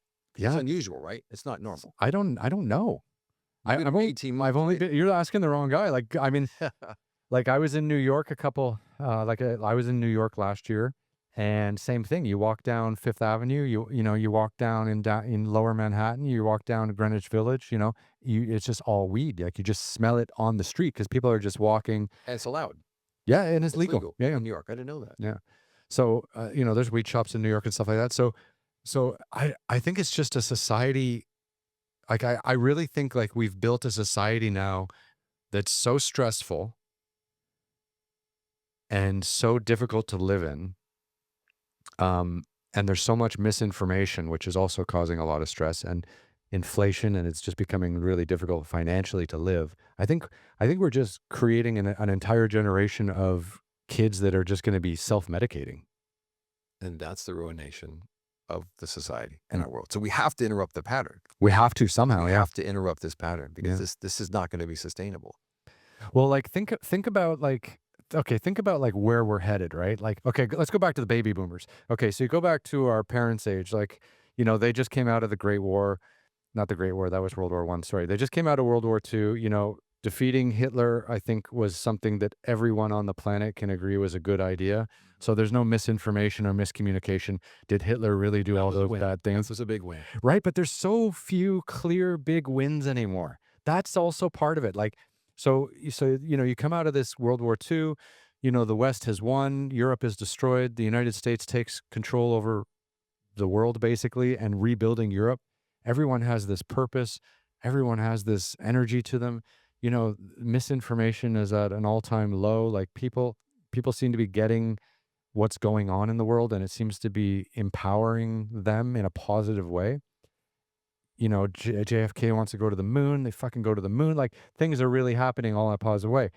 And now in 2025, you can't believe what the president says. You can't believe what Congress says. You can't believe what the media says. Deep fakes, you don't even know what's what. There's misinformation everywhere. AI is on the rise. People are saying like I remember 20 years ago coming out of university and this guy telling me I was so fucking stupid for not studying computer programming, and I studied politics instead, international politics.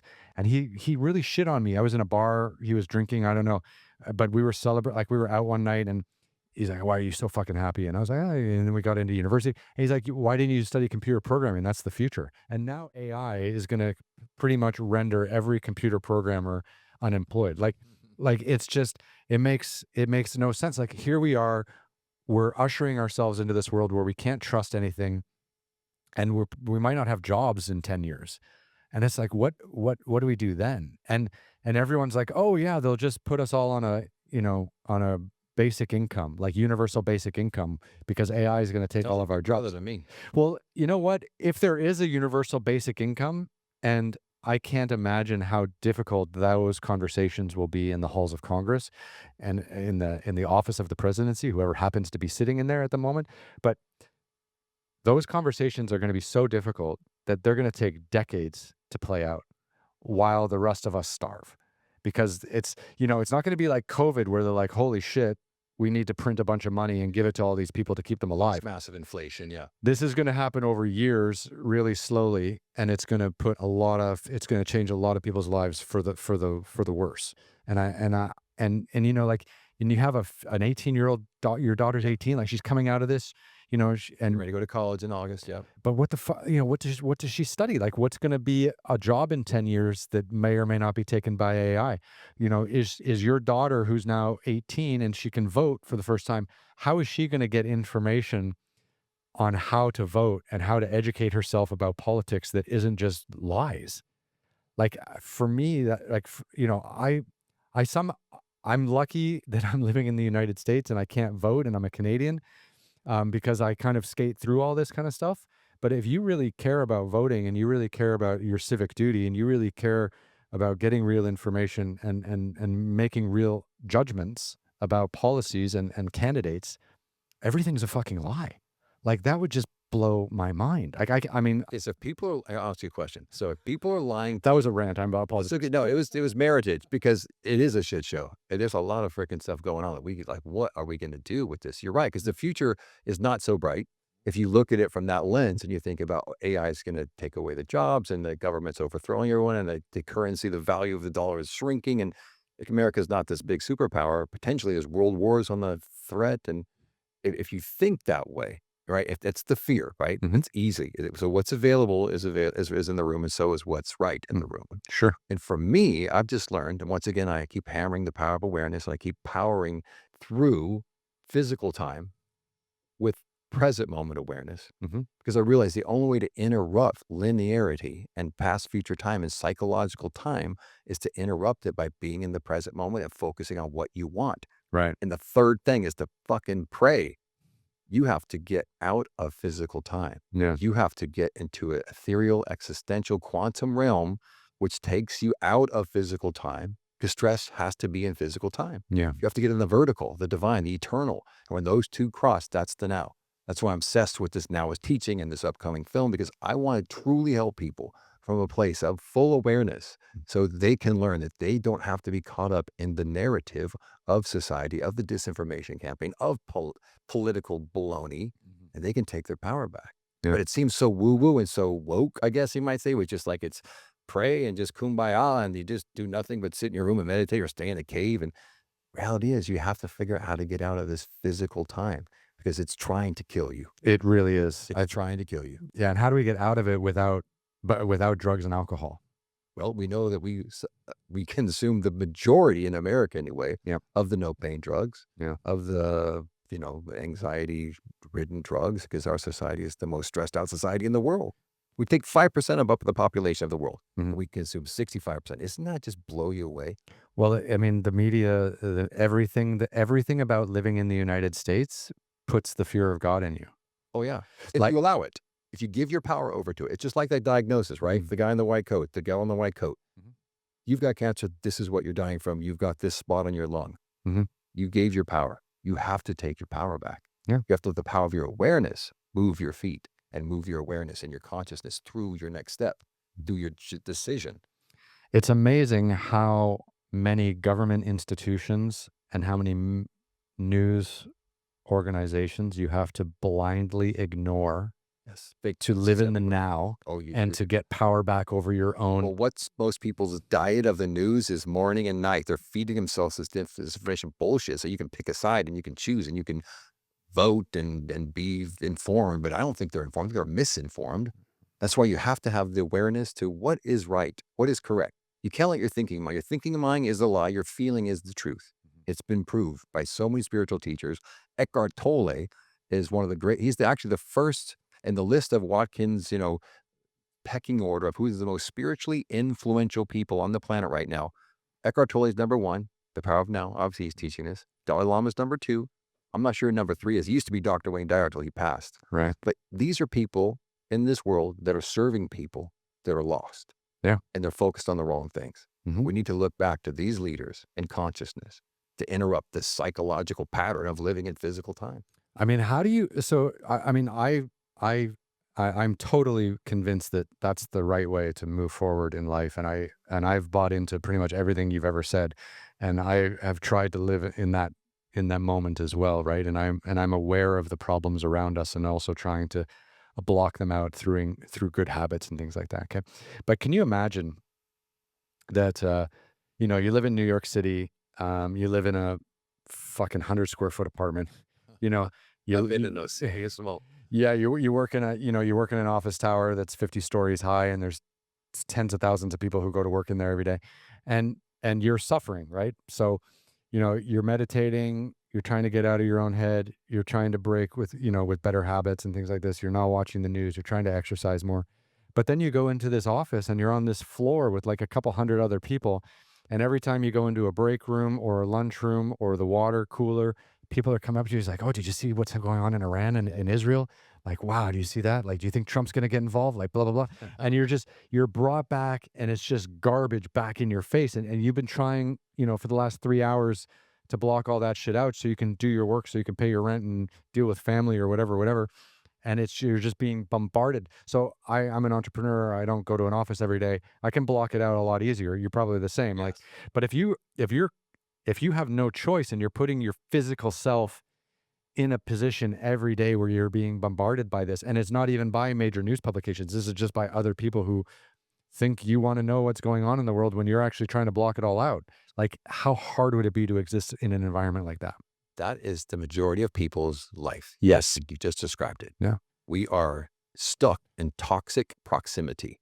We are surrounded by negative energy forces, mostly from our friends and colleagues, and sometimes our family members. Oh. And we don't sometimes have a choice. Families Go are to the the 9 to worst. 5. We have to pay the bills. Yes. It's part of the deal. Yeah. But you can choose your awareness. You can choose how you're going to start your day. You can literally hallucinate before you get out of bed in the morning. How's your day going to go? Once again, your imagination is one of the most powerful gifts you've been given. This is what I do. I literally, before I get out of bed, before I hit the ground, I literally imagine how my day is going to go. I feel the feelings I want to feel. I see the things that I have to do, the appointments I have to do. I see them all going well. Escrows, events, the movie getting funded. I just see them as already done. Great And podcast do you know what conversations. happens?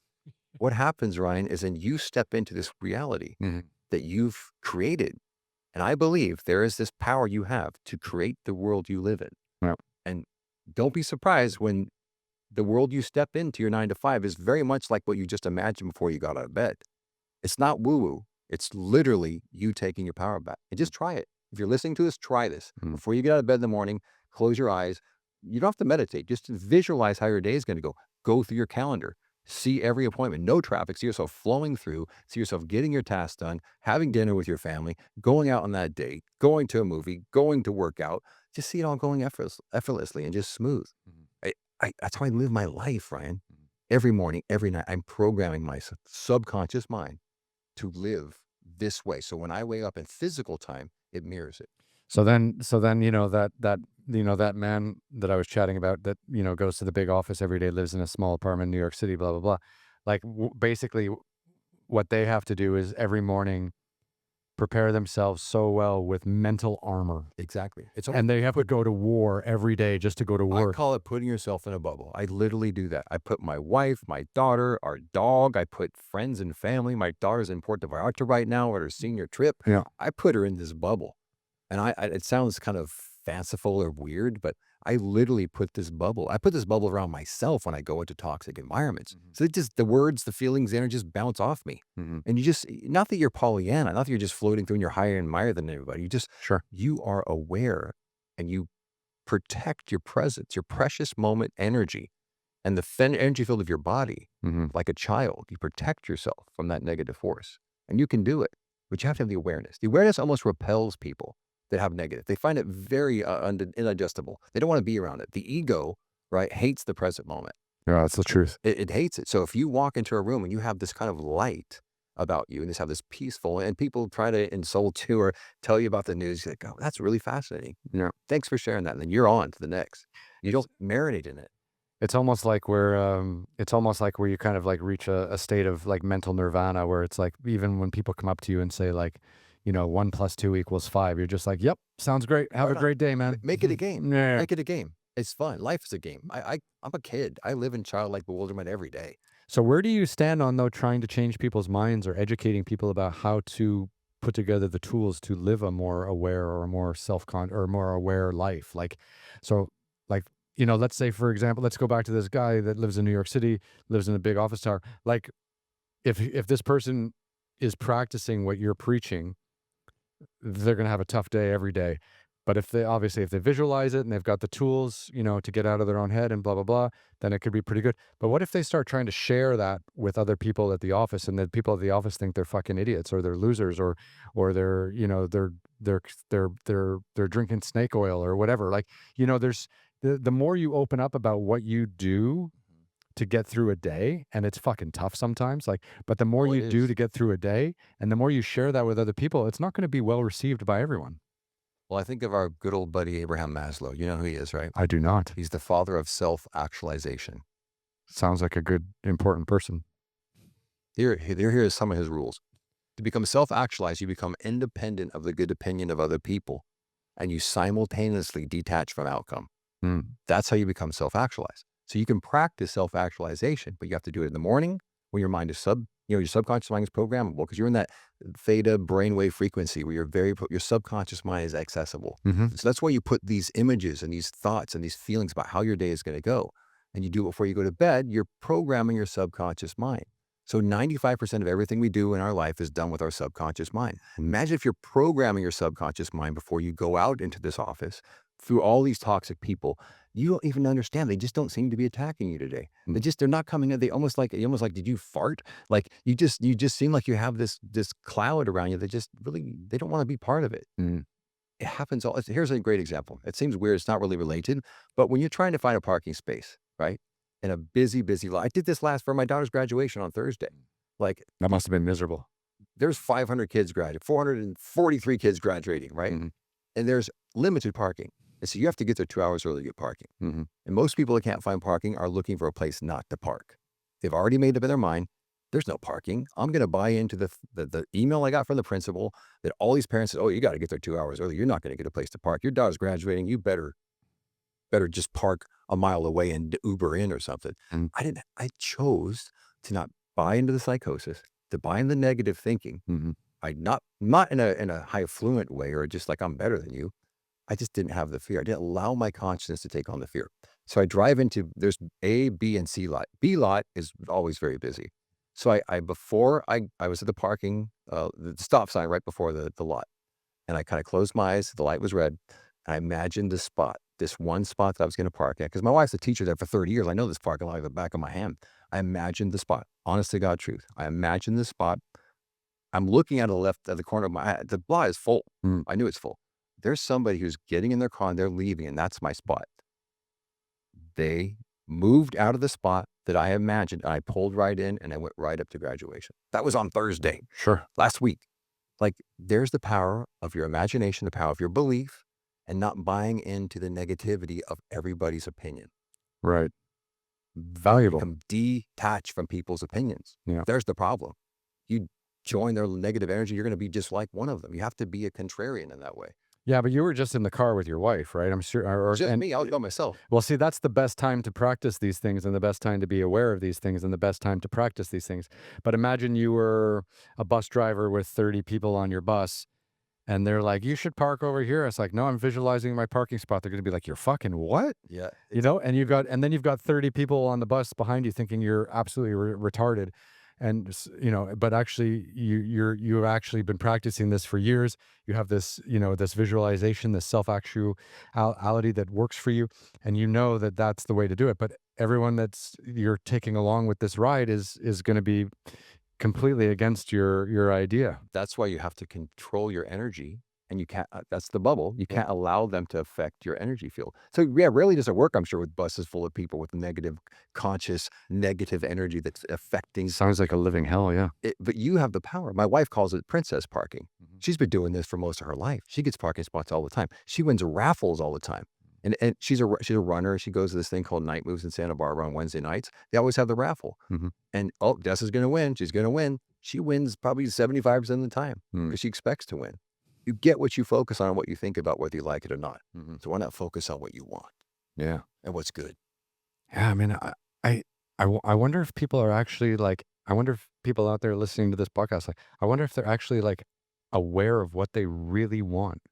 Because so much of what you have practiced and proven to work for you, and you've written a book about it, now you're going to write a movie about it, like, or you've already prepared a movie about it, like, so much of what you practice what you preach. Like you've gone and done these things and it's actually helped you, right? It's amazing.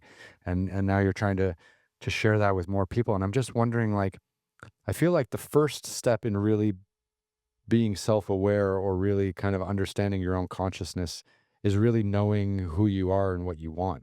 Because I think knowing who you are and knowing what you want will feed into the choices that you make and how you view your own consciousness and your own self. And I just feel like so many people are missing the first part. Like they just don't know who they are or what You they want. speak of one of my favorite topics that's going on right now, authenticity. To be authentically yourself Mhm. in a world that's E. E. Cummings says, to be nobody but yourself in a world that's trying day and night to make you just like them is to fight the greatest fight and to never stop fighting. Mm. Authenticity. How many authentic people do you really know? They're truly themselves. They don't care about what people think about them. They're just, I think of Prince, my favorite artist of all time. That guy was so authentically himself. He didn't care if he thought it was gay, straight, Mhm. androgynous. He just was being his honest musical self in this world. I crave authenticity in people. And if you know authentically who you are, everything else falls in place. But I think no one knows who Right. they So you are. have to do the dark night of the soul. You have to find the power of your awareness, your intuitive gut sense of what is my choice in this moment? What is the thing that lights me up that I can't stop thinking about that gets me up in the morning? If you can't find it, you just need to let the world dissolve and get into your present moment awareness with your authentic self, connected to your gut, to your intuitive sense. It'll come to you. You just have to quit trying so hard. It's like pushing on a pull door. So I've been able to reach those levels of my own personal consciousness and understanding through time spent in nature and time spent off the grid alone without internet That's connection, where you without can a phone. find it. You can find it there. Right, but imagine, imagine you're again, let's use your daughter, 18 years old, just graduating university, like she's watching, Love Island, and then she's on TikTok and Instagram all the time. And she might be really confused about her place in the world because she's being bombarded by this media, and which is terrible. And then to escape that media, she goes on to social media, and if you're watching TikTok and Instagram all the time and all these other platforms, those probably aren't very good for you, and those are probably also sending you mixed messages as well. So, if you're surrounded by all this stuff all the time, how do you deconnect and really figure out what your purpose is? Like, I just feel like not enough people, especially now in this day and age, are taking the time to step away to do the real thinking. And they might not be very skilled at meditating. They might not know that that's a place where they can go to ask those big questions, right? So they're just kind of stuck.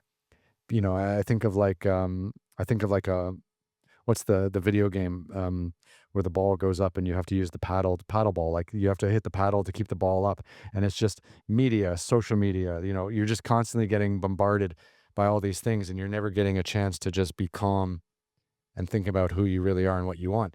And that's actually, I didn't really figure this out until I started going trekking in Tibet. So I was living in Shanghai, as a city of 30 million people, and I was just kind of like just being bounced around all the time by all these different things, living in a big city, thinking I needed to be all these different things, thinking I needed to try to do all these different things. And then when I started going out, I would go out for these 10, 12, 14-day treks out in the mountains by myself, no phone, no nothing. I started to really figure out like who I was, what I wanted, what I loved to do, what I wanted to do for the rest of my career, and how I wanted to and it wasn't until I was able to like literally walk for days by myself that I was able to really understand like what made me happy. You access something, and there's two things. Mm. For my instant feelings that's kind of coming through for me, if you will. Herman Melville said, God's one and only voice is silence.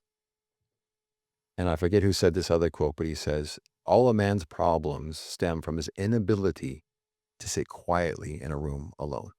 Right. So there you go. Two ideas. You access that in nature because there's silence, there's energy, there's this amazing power of nature that overcomes your senses, doesn't it? I There's think it's I think peace. it's massively healing too. There's so much symbiosis that exists in nature. Take your shoes up, walk on grass, walk on sand, walk on bark, whatever. Just connect to the energy source of nature. I think that's, without you even knowing it, that's how you access your purpose. That's how you access what's next for you. That's how you access what you're doing in this world? What's your purpose in this world? It's that chance to visualize without being interrupted. I love John Muir. Yeah. John Muir, the quickest way through the universe is through a forest wilderness. Hmm. I mean, I love those. That's it. So if you're in New York and you're in that proverbial office that we're talking about, you're in that 100 square foot apartment in Manhattan, Mm. I mean, you have to find ways to access the silence. You have to sit quietly in that room in the silence and be open with your awareness. What's my purpose? What's my next step? What's my highest self? How can I serve? How can I be my full authentic self in this world? That's how you access it. I think though, I think to reach this higher level of consciousness or this higher level of self-awareness, you have to ignore so many other people, right? And I just feel like that hypothetical office in New York City, like, like, can you imagine working in a cubicle and having to ignore everyone around you? Like, eventually that's going to be problematic. Like, and then there's this other thing. It's like, okay, well, if I have to ignore all these other people to be more self-aware or to reach this higher level of consciousness, how do I then bring my neighborhood and my community along with me? Because there might be people who have no interest in what I Random want to acts say. of kindness. Right? Just, but yeah, it, Random acts of kindness. Nothing happens, Einstein said, till something moves. right. So you want to move something in your life for the better? Random acts of kindness, gratitude, give people a smile, money, your leftovers, buy their coffee in line at Starbucks. Like there's scientific proof how the serotonin levels, you probably heard of the study, Hmm. where when I offer you a random act of kindness, if I'm buying your Starbucks, the barista sees that I pay for your coffee, all three of our serotonin levels go up the same amount. Hmm. So there you go. That's how the Dalai Lama says you change the world. Random acts of kindness. So if you are stuck and you can't access your purpose or the highest self, it starts with small steps. But kindness is so underrated. Mm. How it physically interrupts your physical energy of your body. You get the hormonal hit of dopamine and serotonin. Mm. Like think about how your day would be. Then all of a sudden you're happy. You're nicer to your coworker. You're nicer to the guy that cut you off in traffic. Hmm. Right? There's so many things that are just peripheral are going to serve you by just moving Yeah. that random act, just do something It, different. it's really interesting, but it's, and too, like, I know there's someone out there right now watching this being like, okay, these two white guys living in California are telling us how to fucking live our lives, right? And you got to take some grain of salt with that as well. Like, you got to play devil's advocate a little bit. So here we are living in a safe country, relatively safe country, and we're two people who live in Southern California. The weather's nice every day. We have some jobs. We've got a community around us that support us, and we have the time and the energy to think about these higher level thoughts.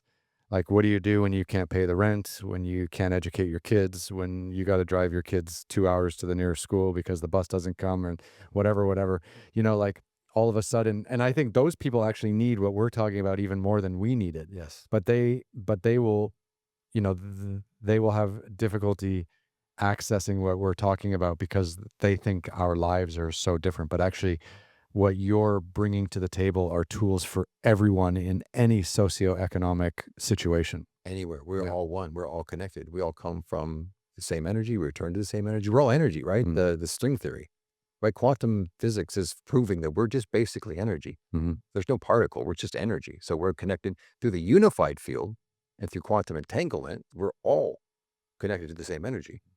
So And that energy lasts forever. it does. Mm. It can't be destroyed. It can't be created. It's just so when you think about well, we're all one and we're all connected and we're offering acts of kindness. We're trying to make people's life better through acts of service, selfless service, which is called seva service, which is selfless actions of kindness. We're living in that time of nature, that kind of natural ability to just like come from a place. How can I serve? Not what's in it for me. I just try it and see what your life is about. Yeah. How your life changes, how things mysteriously start to change in your life. And I'm not surprised if I hear when people text and email me or comment on my posts. I'm honored, but I'm not surprised because it's like a miracle. I can't believe this happened. This is so crazy. It's magic. Yeah. No, it's all the unified field. It's how you affect the world. And you envisioned that and projected it onto yourself like that day or even days before. The power of your awareness, the power of your imagination, when you link the two, Mhm. there's a hyper quantum kind of energy that happens where you have the power of creation. Mm. And most people are just afraid to get out of their routine because it's safe. Yes, they got to take the kids to school. They've got to pay the bills. There's not enough money at the end of the month. And all these things happen. It's stress. Oh, I don't know about you, but I've had, as a young kid, when I didn't have any money, I remember having physical sweat when I couldn't pay the bills or I knew I was short or I couldn't cover a bill. Mhm. I think that happens. Then there's your energy field Yeah. in uh, stress. So what do you think you're going to attract? More stress. More money, Yeah. more experiences just like that, because the law of attraction is never broken. You get what you focus on, whether you like it or not. That's crazy, isn't it? It's quite, it's not even, it's like the sky's blue, water's wet, there's gravity. It's a literally a universal law. Why doesn't the education system help us all think more positively? It's tradition, the most pathetic, sad tradition of stacking and compounding the past and thinking you're progressing.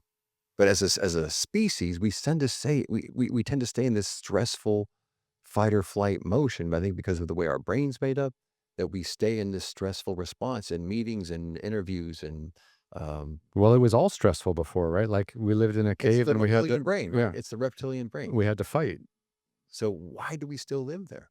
But it doesn't serve us. because we spent 98,000 years being like them. Surviving, Right. right? And now we don't. Aware. That's why I'm so obsessed with awareness. Mhm. Because when you have the power of awareness, you can shine the light of awareness on your stress. The minute you're aware, self-aware, the beginning of losing that stressful habit and that history in your family has a chance. I also think we spent 98,000 years being way more self-aware and way more connected with nature than we even are today. And 100%. and I think the questions that we're trying to solve now in 2025 are actually questions that we had solved maybe thousands of years There ago. was a golden age. You're right. But, maybe people only lived till 35 back in the day and, oh, modern medicine allows us to live to 85. Great. But fucking when they lived till 35, they fucking lived and they were self-aware and they knew what was going on Yes. and they were connected to nature. Whereas somehow now we live till 85 and we're in the fucking dark all the time. And they're And the unhappy and stressed out of our minds and and the addicted. and the elite of the world are using us as their personal piggy banks. Yes. So how do we interrupt that pattern? Right. By yourself, one conscious moment at a time, to not do what you did yesterday, to interrupt your habits. I go back to that. We've talked about this a lot today, but just the habits are the problem. Yeah. People want to change their life. You have to do something new. The unknown is where the growth is. You have to interrupt the pattern. Do you think people are born naturally disciplined, or do you think it's something that you have to work on? It comes from your circumstances. I mean, I was a kid of six, 6 kids in my family. My mom and dad got divorced when I was 7. We didn't come from a lot of money. When I wanted things, I mean, I had to create the abundance somehow I had to self-generate it. So I guess it was a lack of a lack of materiality for me. I was kind of obsessed. I was kind of what I call stuff sick. I was super identified with things and stuff. And for me, that's what motivated me to get the things, because I really wanted to compete with the Joneses, which was really sad. But back then, not having a lot of things and having friends that had the thing, I just had this weird, I don't know if it's generational. My dad was not stuff sick. I mean, I don't think his dad was. They were just trying to survive and take care of their family. But for me, I had this weird association with things. So it motivated me, but really in a lame kind of way, because it didn't serve me ultimately. Well, I think our generation, and we're almost the same age, I think, but like our generation, I think was the first generation to really be susceptible to media. So like, I think, back in the day when, when my dad was 20 and he needed to buy a car, there wasn't, there might have been an advertisement on the internet, on the TV or something like that, but he went down to the lot not knowing which car he wanted to buy, and he was sold by a person that he trusted, right? And then our generation comes along, and, if we want to sit down and have a snack and watch television, we're going to see 30 different car advertisements. Okay, so now we're watching all these car advertisements. Then we're walking our dog around the block in the evening and we're seeing all of our neighbors with all these cars. And there's another car and that's a nice car too. And I remember that car was on sale because I saw that there. And now it's like a competitive thing. It's like we have too much information. What's the best car for me? What car personifies my personality? Like blah blah blah blah blah.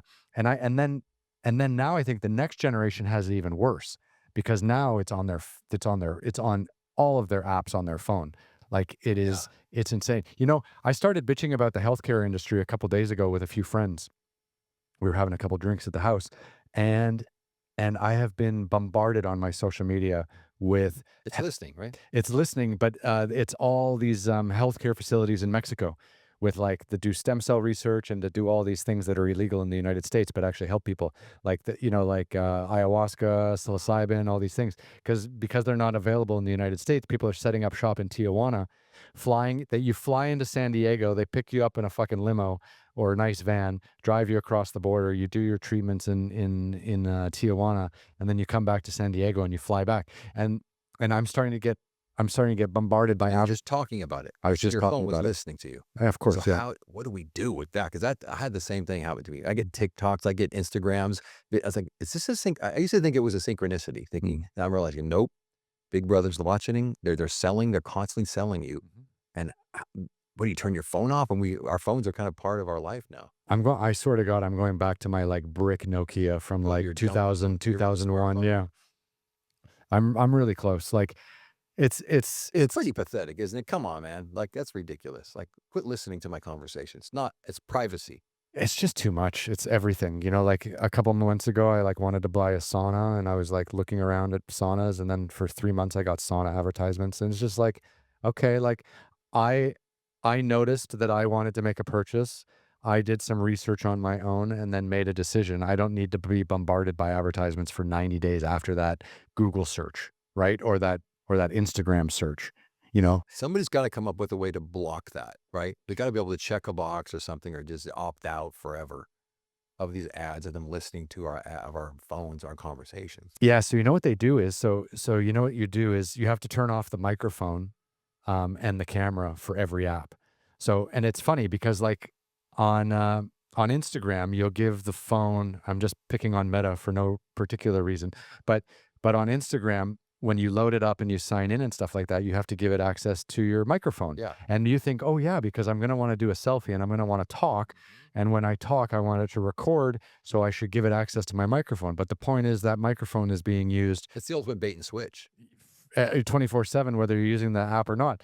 And even like TikTok and stuff like that, like TikTok even is collecting information from other apps that you're using. Like, Oh, I and didn't know that. yeah, all the other apps are all sharing information about other apps because they're on your phone, and it's scary. So George Orwell was right on it with 1984, right? But it's big tech, it's not government. So how do we win? Turn off the phone, turn off the screen, What's crazy? go out in nature. There's habits, there's Yeah. good habits, but for me, I mean, someone who lives in this world and propose everything we've been talking about today, my phone still really helps me be efficient, helps me be with people, have the present moment, because I can get all this stuff done. But the same thing, there's got to be a better way. So the way that I'm trying to move forward, and I recently I had this nailed down really well before COVID, because I had this lifestyle and it was quite predictable, like 2 weeks on, 2 weeks off of filming, and I got kind of into that, and what we were doing is I would spend 2 weeks offline, and it was the happiest time of my life, yeah. And then I would come back in and deal with all the toxic shit. I would do the social media. I would do all the emails. I would deal with all the people. I would deal with all the phone calls. I would deal with all the negativity. I would fight for my vision, blah, blah, blah, blah, blah. And I could swallow that knowing that in 2 more weeks I'd be back off the grid again for 2 weeks. So I was able to compartmentalize the garbage that I had to deal with because I knew that I had 14 days offline and 14 days online. So I was able to deal with it in a really efficient way. It didn't affect me, and it was wonderful. And I was able to do exactly what I wanted to do.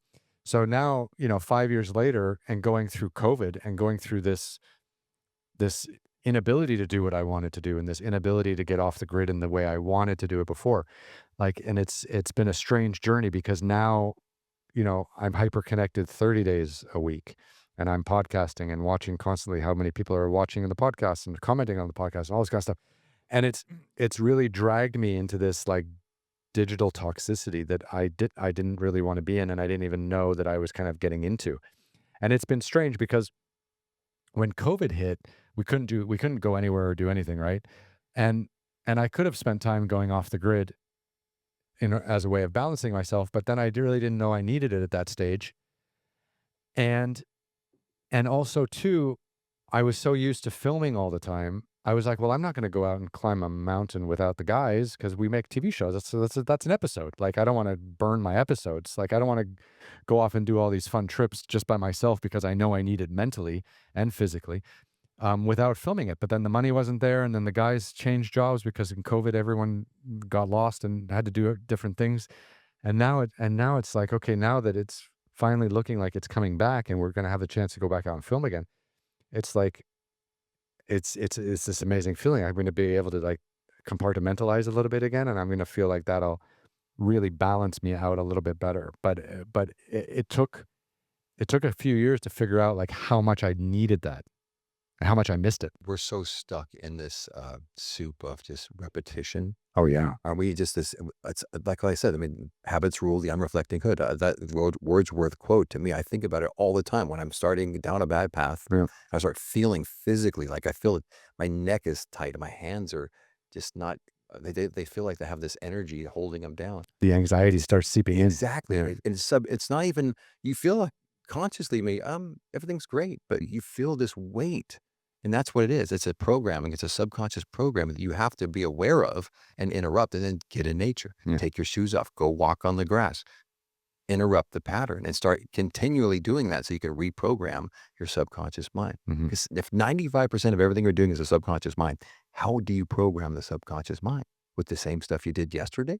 Watching your phone, watching the news before you go to bed, eating the same shitty food, right? And doing the same shitty shows that you do all the time that they're really about fear and death and killing. And like, what is your appetite? Like, why do you have these negative appetites? Yeah, it's crazy, isn't it? You can choose better. I mean, I went hiking yesterday actually, and I went out for 3 hours. I was out in nature, got out nice and early, great sweat.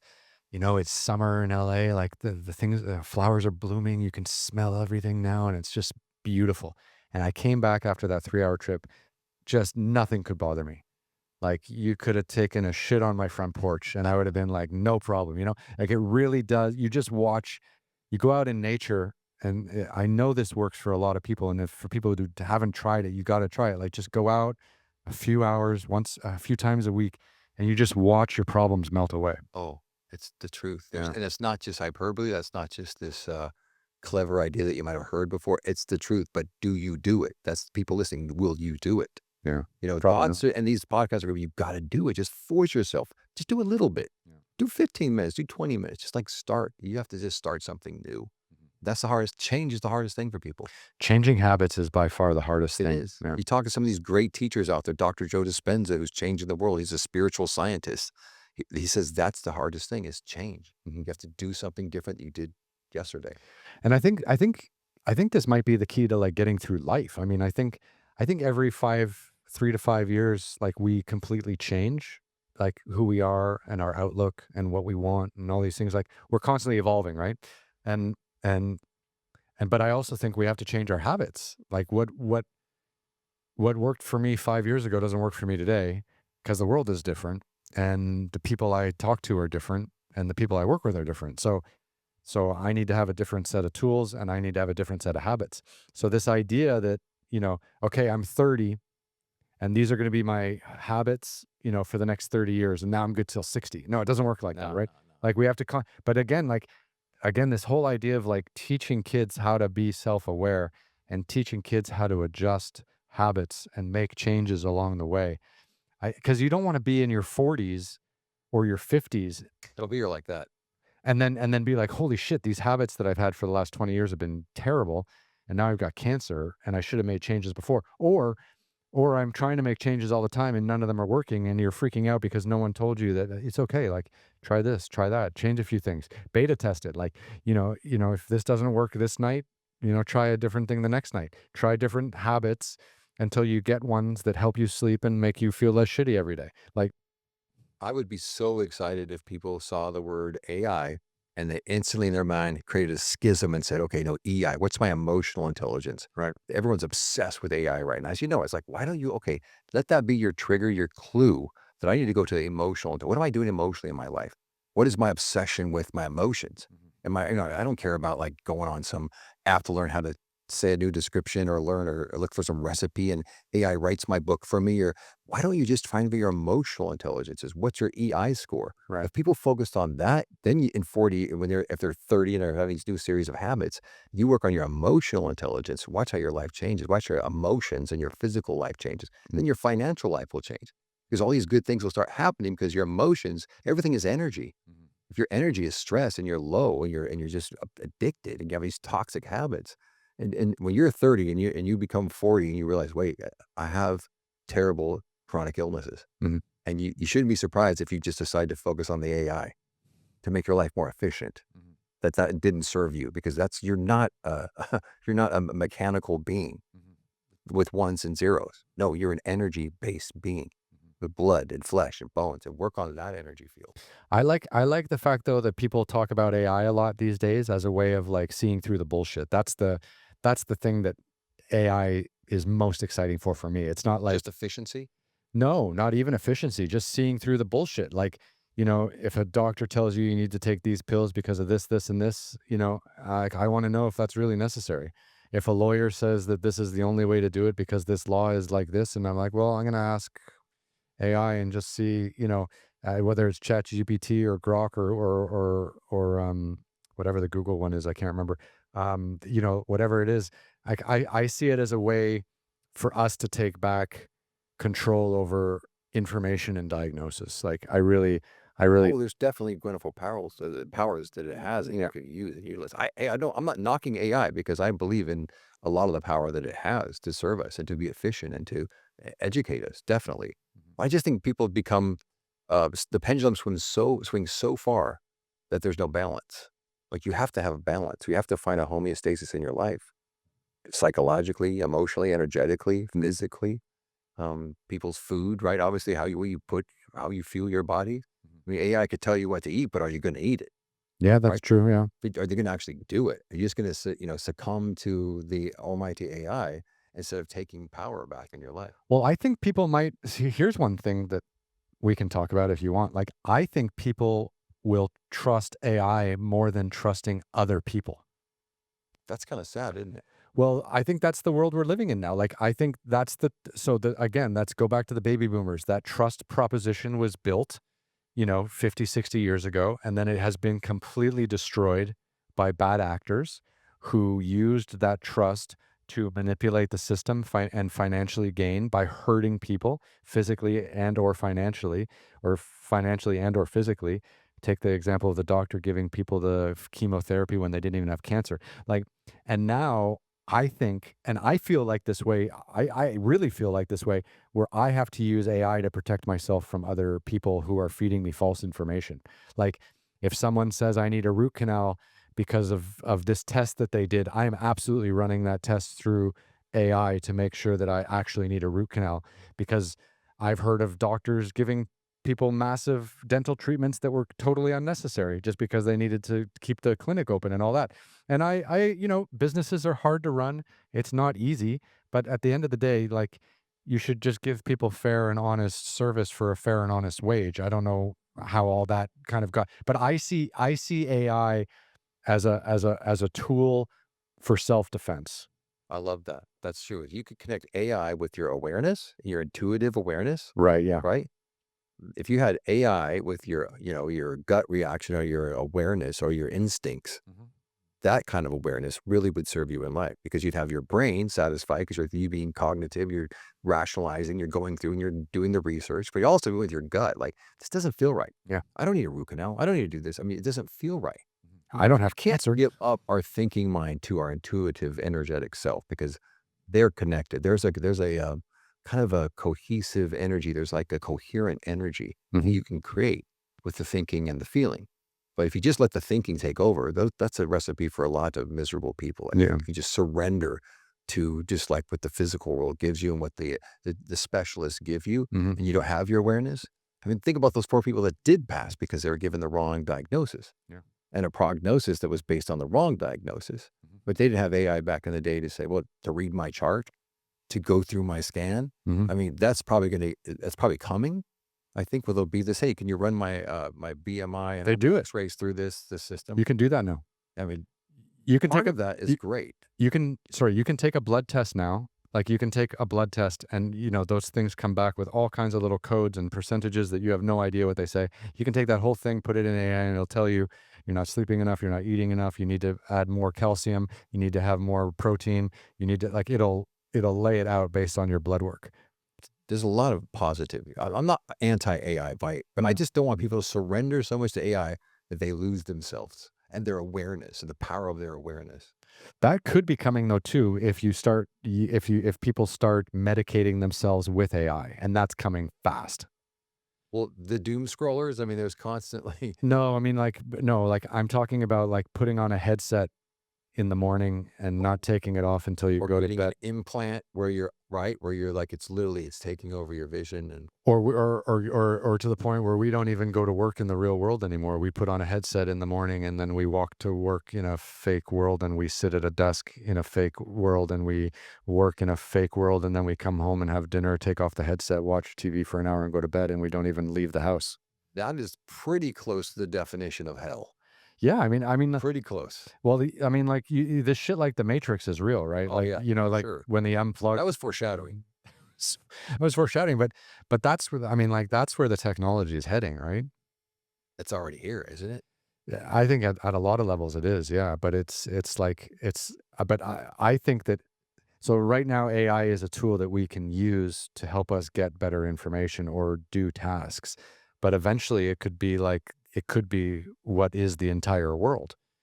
It just interacting with us. And then whether it's interacting with our artificial selves, which is also up there in the cloud or whatever, or whether it's actually working with us down here. And then what is down here? I mean, like, are we really alive? Are we in a simulation? Are we in the same room right now? Like we see, Hologram, right? I mean, yeah, I mean, like, we only see 3 dimensions, but there's apparently like 6 or 8 or 10 dimensions. Well, Like, there's so much of it. Well, the visual light spectrum, I think we only see, I don't know, like a sliver of what the visible light spectrum actually offers. yeah, what the hell's going on for real? But that's why your awareness connects to all of it. Mm, That's to me, I call it your God consciousness, right? Your Christ consciousness, your Buddha nature. Your awareness is so important because you tap into, because that informs your thinking. yeah. Your choice making is based on your awareness, your intuitive gut response.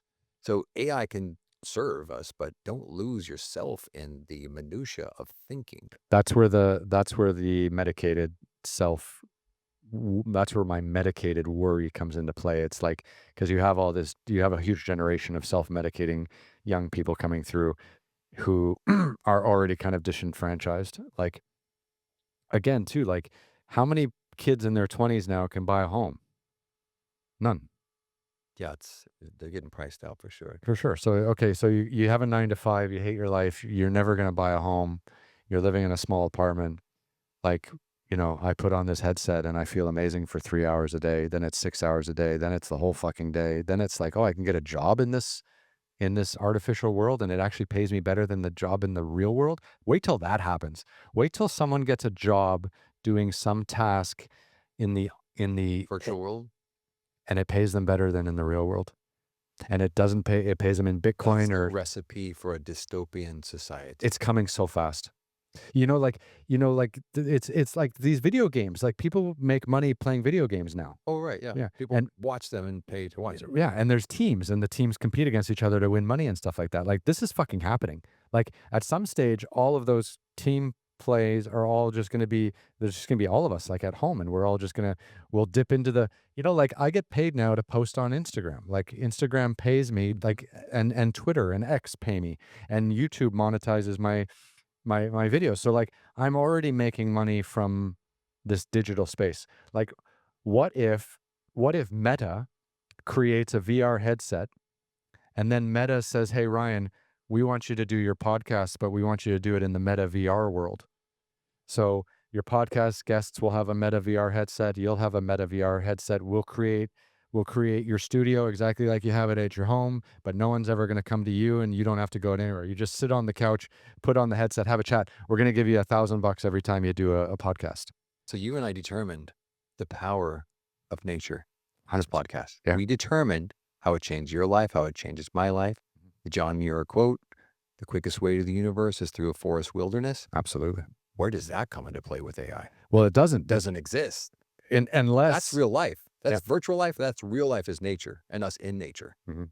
You see the paradox? Yeah, and I think that we're going to lose it so fast once people start figuring out how they can make money in the AI virtual world. Like honestly, people are going to start being able to make more money in those virtual ecosystems than they do in real life. It's going to happen, but then you're going to have this medicated, dystopian society of miserable people addicted to drugs, vaping, whatever it takes to get their mind back up on the hit that they got from being in the virtual world, right? And the only people that can afford to go to Montana and walk in the mountains and breathe real fresh air is going to be the 1%. Wow, that is scary. I see it coming. I mean, Really, that is frightening. I mean, I look at the way companies treat their workers today. It's miserable. Like, you work at the same company, inflation's 5 or 10% a year, depending on which of the last 5 years you want to count on. You haven't had a raise in a decade. You're paying 30%, 40%, 50% tax in some states. Every price of everything is going up. Like, I see a mix of people's lives in our real world not being fulfilling, and then people wanting to go to the virtual world to escape, and then eventually go to the virtual world to make more money that they do in the real world because some Ukrainian software developer created this game, and if you exist in the game as a player, you can make more money than at your desk job with Bank of America. Like, that's happening sooner than we think. And then it's those incentives that'll keep people in the virtual world all day long, maybe even longer. And you think about it, like, I literally think we're gonna have those like seats that people sit in or lay in, like a hospital bed, and you just put in the glasses. You have a little thing here. And there's the obese type 2 diabetes blobs of skin and bone that just like waste away. That's not living. While working. That's not living. But the bills and the cost of everything will be so much that it'll force us to spend that much time in the virtual world just to pay our bills because the real world doesn't support our lifestyle anymore. Yeah, it's going to take a quantum shift in awareness and people's self-aware energy Yeah. and to become self-actualized to offset that. Let's hope, right? That's the only way to survive. It's dark, isn't it? That's the only way to survive. That's why I think there will be this shift. There'll be these people that said, that sucks. Fuck that. That's not happiness. I'm not happy. But they might have to With that. leave the United States. Go start a camp out in the woods somewhere. I mean, go start. There'll be that shift. There'll be that quantum leap that people realize this is the path of destruction. This is the path of enlightenment. You'll choose. That's why if you don't have your awareness intact, you're not open, if your eyes aren't open to what is and discern through the power of your awareness, the power of your intuitive response, you won't make a choice based on your own self. You'll make a choice based on society. Yeah. We know how that works. Terrible. Never serves you. No. Find out where the masses go the other direction. But how do we change the masses though if we go in the wrong direction, if we go in the other direction? Like, how do we change the masses if we escape them? Right? Like if we want to have this renaissance of thought and this renaissance of self-awareness, it seems counterproductive that we have to exit the herd in order to find our self-awareness. Habits rule the unreflecting herd, right? Yes. Habits rule the unreflecting herd. So we're ruled by our habits, but the people don't reflect on the habits because they're so droned into what this is and what they think happiness is. And that's not happiness. That's like status quo. How do you grow and evolve as a species on status quo? No, you die. You have to evolve and become higher versions of yourself. That's self-actualization. That's our mission. But Maybe to serve, not to be a lemming. But maybe this is just something that 5% of the population can access because they're socioeconomically comfortable Thank enough. God for this type of thing, because anybody in the world can pick up their phone now. Yeah. And with Starlink, when Elon gets it all over the world, you'll be on Mount Kilimanjaro and you'll be able to like watch a podcast, or hopefully you're not doing that if you're on the Mount Kilimanjaro. No. But you'll be able to access this type of information. Yeah. And get people thinking differently. Exactly. Globally. Yeah. That's a beautiful thing, right? I mean, people are hating on him, I know, because he's dominating technology and dominating so much of the world. But that is a good thing. People need access to this type of information. Yeah, because society, government, big business, they're not feeding us with anything that's helping us. No, because we're just stuck in the matrix. Yeah. Right? There's the blue pill, the red pill. I forget. Blue and red. They're taking the wrong pill. We got to take the right pill. We got to start taking Take the right pill. fucking pills. Like literally, get high on your own supply. Mm-hmm. How about that? That's Wim Hof. Right. He said. How hard is it though to to just break away from the trends of all society and civilization and like forge your own path. We've talked about it many times. Change is hard. Yeah. It's not inevitable, but you have to make a choice. You have to interrupt your pattern to such a degree. Usually it takes massive pain or massive pleasure to interrupt an old pattern, but you have to have the awareness to know this isn't working. Mm. I'm meant for so much more than this. It's time to change. Then pay attention to what's that next thing that With can help you. without hitting rock bottom. Exactly. Yeah. But maybe you have to bounce off the bottom. Yeah. Maybe that has to happen.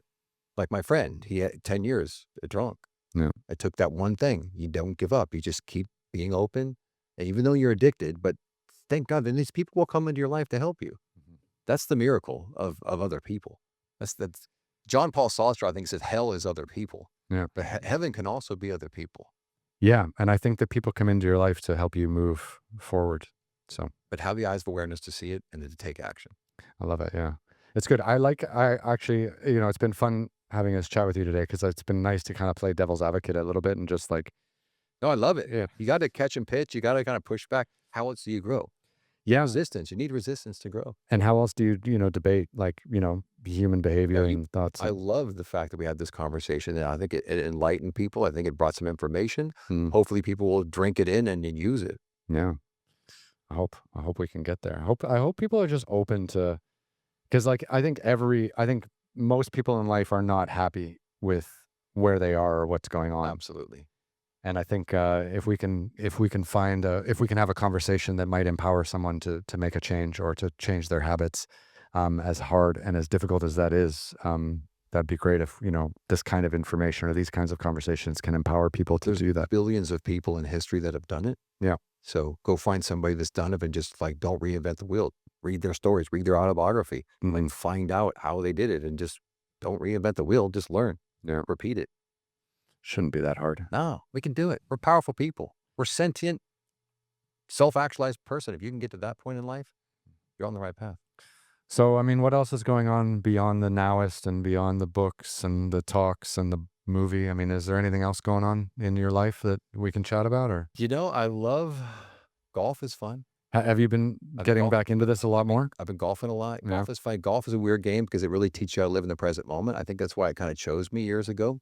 And it's like you're in a whole different world. So I really enjoy golf. I really enjoy hitting that next shot and then screwing up and having a terrible score, then going back and not letting yourself live in that past. Mhm. But it's kind of an analogy for life. I mean, my buddy Mike Bowker, who we wrote this screenplay together, he said, golf is an X-ray of a person's soul. And I think it's so true because I look at myself when I'm, having a bad experience and it's like, oh, what is it in me that's so upset right now? Right? Mhm. What's it me? It's a freaking game. I'm not a pro. It's supposed to be for fun, but I like it because it's like a existential type of game Yeah. that helps you live in the present moment. Did you ever see Caddyshack with? And I loved. Oh, yeah. I loved Chevy Chase's character because he Yeah. played the really good golfer, but he just kind of floated above it all. Like Yeah. no, no, no, no, no, no, no. Yeah, Didn't care about this. Didn't care about that, and always had the best score. that's it. And it was kind of a little wink to the game. Like, Mhm. quit freaking trying to don't take yourself so seriously. Right? Like, it's a game, man. Like life. It's like, why take yourself so seriously? Yeah. Like, just hit the next shot. Don't look back.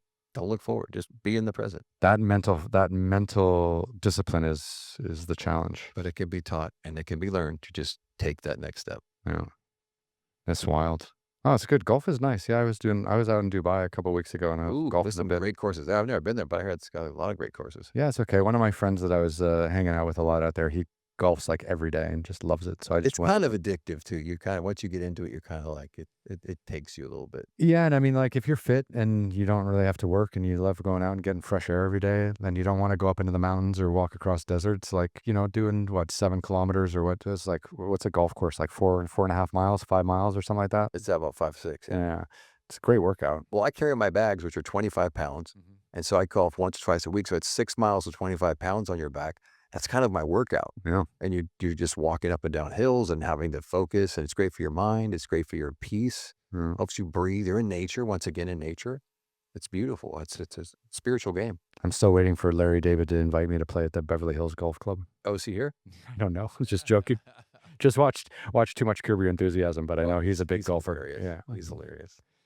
No, that's good. So, I mean, do you have a timeline for for getting this movie out? Do you have a timeline for the fundraiser? How much money do you need to make? Like, do So you the rate? movie, the budget's 5 million. Okay. So I love that you could put in your show notes, fornowfilm.com. Hmm. That's our mission. It's literally a movie to help people get out of overwhelm, anxiety, and trauma. Hmm. The emergence trauma is the mission. And if 2/3 of the planet has an unresolved trauma, there's a huge need. So we're working with nonprofits to help us fundraise. We also need individuals to donate Hmm. because there's a page. If you go to fornowfilm.com, there's ways you can get involved. There's levels of donations. People can even have a cameo in the movie. There's different opportunities, but we have a wonderful screenwriter named Anthony Tambakis that we hired to write the screenplay version, and he's written that movie. He wrote the movie Warrior. Hmm. Oh, Um, that was a great film about the gymnastics kid that got in the car crash. no, Warrior was Tom Hardy's first movie with Joel Edgerton, Oh, the boxers. the MMA fighters. Right, right, He right. wrote that movie, and he did the screenplay for 4 Now, our movie. Okay. So he's part of it. We've got Brantley Gutierrez, who's going to direct our movie. We're just looking for the funding to create the movie. So Mm. please, we would love any information, connections, donations. It's really about how can we serve people through this film. Yeah, it's a movement and a movie. It's kind of both. Yeah, and I think that's pretty powerful. And I think that there's enough people out there who have gone through a lot of trauma and come out of it on the other side with a bit of a higher understanding of themselves that would want to fund something like that or be a part of something like that. Well, I appreciate you having me on your podcast. I love it's the second time here. Hmm. We always have the best conversations. They're always kind of switched in and tuned in to what's happening in the world and how we can serve people. And you're just a kind of a force of nature in yourself, Ryan. Like Thank I you. look at your Instagram, I look at all the videos, and I've had so many people comment on the adventure seeker that you are, and this global trotter, and this you don't have a lot of fear. I feel like you do things with just like you're balls out. I've embraced not knowing and I've embraced the unknown and if you prepare enough, I don't think it's dangerous or scary. Like, we're really well prepared every time we go into these locations and do these 'Cause things. you're And doing some gnarly stuff. I mean, sure, yeah. you're in some extreme conditions. Yeah, I mean, like one of the craziest things we've ever done is we walked like 120 miles across a desert in China that's known for having like the highest sand dunes in the world. It's called the Jarain Desert, and we made a whole like 50-minute episode about that for BBC Earth. How long was the walk?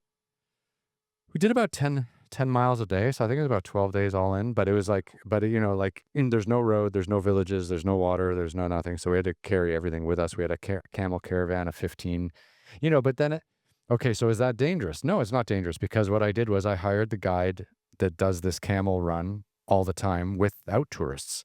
And he brings goods and brings his goods to market and things like that. And he does this trip and he's done it his whole life. And he was in his 40s or 50s. So we just hired him to take us across the desert because he does it all the time anyways. So he tells us where to sleep. He tells us when to wake up. He tells us when to go to bed. Tells us what to eat, what not to eat. So you surround yourself with people who do the thing you want to do. Like you go climb Aconcagua at 24,000 feet above sea level in Argentina, highest mountain in the Americas, and you just hire someone that's done it 30 times. You make it sound so easy. It's not easy. It's no, but it's habit. Like it's how do you prepare to do something hard? So like how do It's a you? good lesson for anybody listening, anybody watching. Like, No, say that again.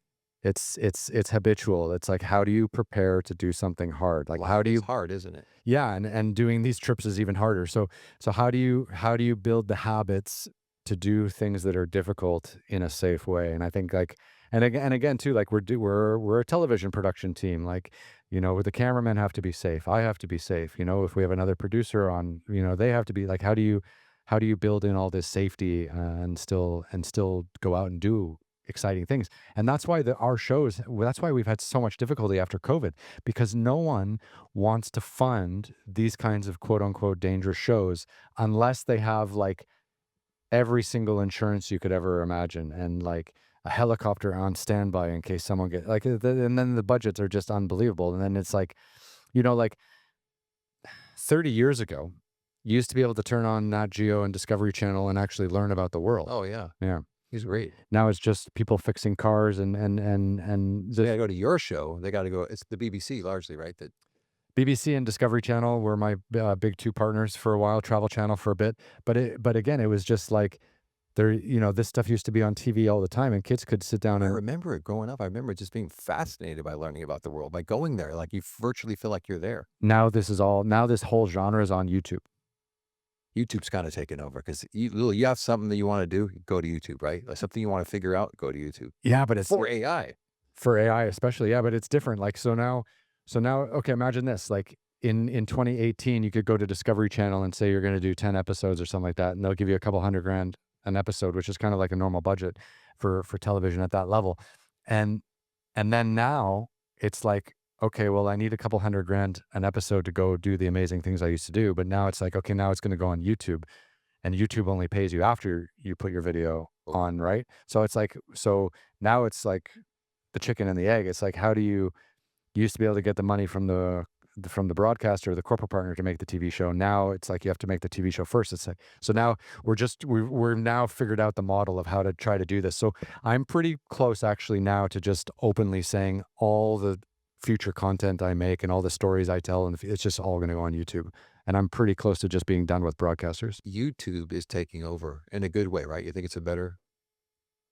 I mean, it would still be nice to call up like Discovery Channel and get money from them to do stuff.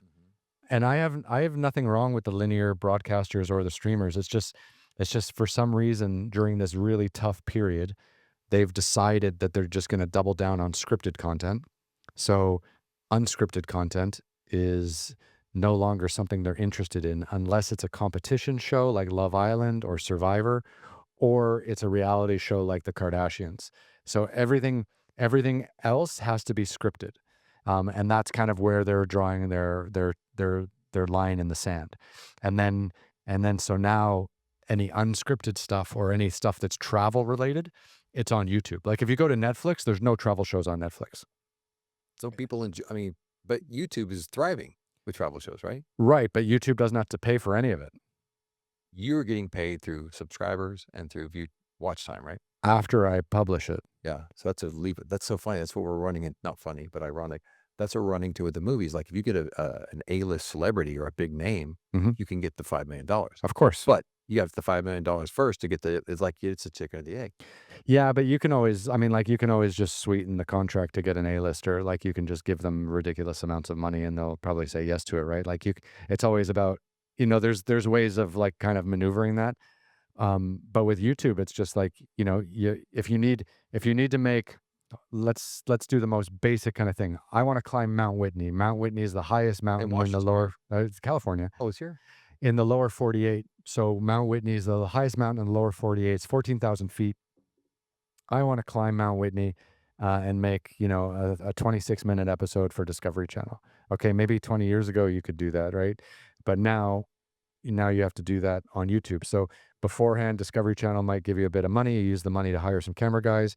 You have to get permits to film in the park, which is expensive, and a ranger has to be with you. You have to pay for all that stuff. Filming in the national parks is miserable. I did it once. I'll never do it again. Um, but then, you get the money first, you spend it, you make the production, you do the editing, and then you give it to Discovery Channel, and then they run it.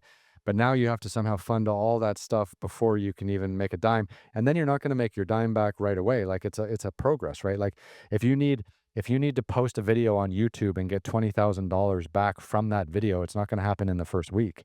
First of all, you only get paid monthly. Second of all, that video could take 1 month, 3 months, a year to hit $20,000, and that's assuming you're getting millions of views on that video because That's what it takes, right? yeah, that is what it takes. So it's very But you've it's kind of got that strategy down pretty well, right? I understand the strategy, but putting it into practice and actually putting money in your pocket is a different beast all in Is it good though that altogether. now that it's kind of more ubiquitous for anybody that wants to put out high level content on YouTube, and then you have these raving fans that are subscribing to your channel, that are watching your channel, that are like referring it to other people? Is that good for production and for art and for content? I think it's great for the democratization of storytelling because I feel like maybe 30 years ago there weren't a lot of stories that were being told, and now there's stories that are being told and visual elements of those stories that are being told from all around the world, and we can thank YouTube for that for sure. But from a monetary standpoint, if 20 years ago, or even, in my case 10 to 15 years ago, if you were one of those rare people that got tapped on the shoulder to be allowed to tell stories and to be well paid to do it, then YouTube is a bit tough because now everything's shifting into that space, and now no one's really got a grip on how to fund it. Like apart from Mr. Beast and shit like that, like Yeah. if you don't have 100 million subscribers on YouTube, how do you raise money? And then it's confusing too, because then if you go to, and I'm not going to call any specific company out, but let's say I want to do a motorcycle trip in Australia, and I've made a bunch of motorcycle shows in the past, and I tap Ducati and I say, "Hey Ducati, you guys make beautiful motorcycles. I'm going to do this great trip. Can we work together? By the way, the show is going to be on my YouTube channel." They might see that as not a premium platform that they want, and they might not sponsor it, or they might say, "Well, there's so many motorcyclists on YouTube. What makes you stand out?" Right? So it's just, I think raising money for YouTube shows at this stage in my career with what I've done in the past is a real uphill challenge. Wow, you've done amazing. I've seen some of your shows. They're like they're world class. They're like Thank you. spectacular. And we've won a lot of awards and we've done really well. But it's like now we have to build an entire new formula to keep going. And it's changing. Like the formula was different at the beginning of COVID, and we actually raised some money at the beginning of COVID to film. Like during COVID, I was locked down in Istanbul for 4 months, and I was actually able to raise a couple $100,000 while I was locked down to get out of COVID lockdown in Istanbul to get into Europe and actually make television in Europe for 6 months. We filmed all the summer of 2020, That's and then unheard of. yeah, and then the second lockdown came, and then we got fucked, and then we haven't worked since. Good Lord. But if we could have kept that roll going, nothing would have changed. Like 2019, 2021, no difference. But the second lockdown, and then how difficult it was in 2021 and early 2020, that just destroyed it. Because and then now, writer strike, actor strike, the shift to premium content, the shift to scripted, like, and now it's like, where does all this stuff even exist? And I know people who do what I do, who have just stopped, like have just got other jobs because they've just felt like it's been But it's too your difficult. calling, it's your passion. 100%. It's who you are. 100%. So that's the beautiful thing. And thank God for people like you Yeah. that support the world with your content and with your adventures and with inspiring people to see the world, because you're showing people that can't ever go to the places you go to. They get to experience it. My TV shows are medication. They're really, if you haven't seen Brian Pyle's stuff, subscribe, go to YouTube, go to his Instagram. It's wow.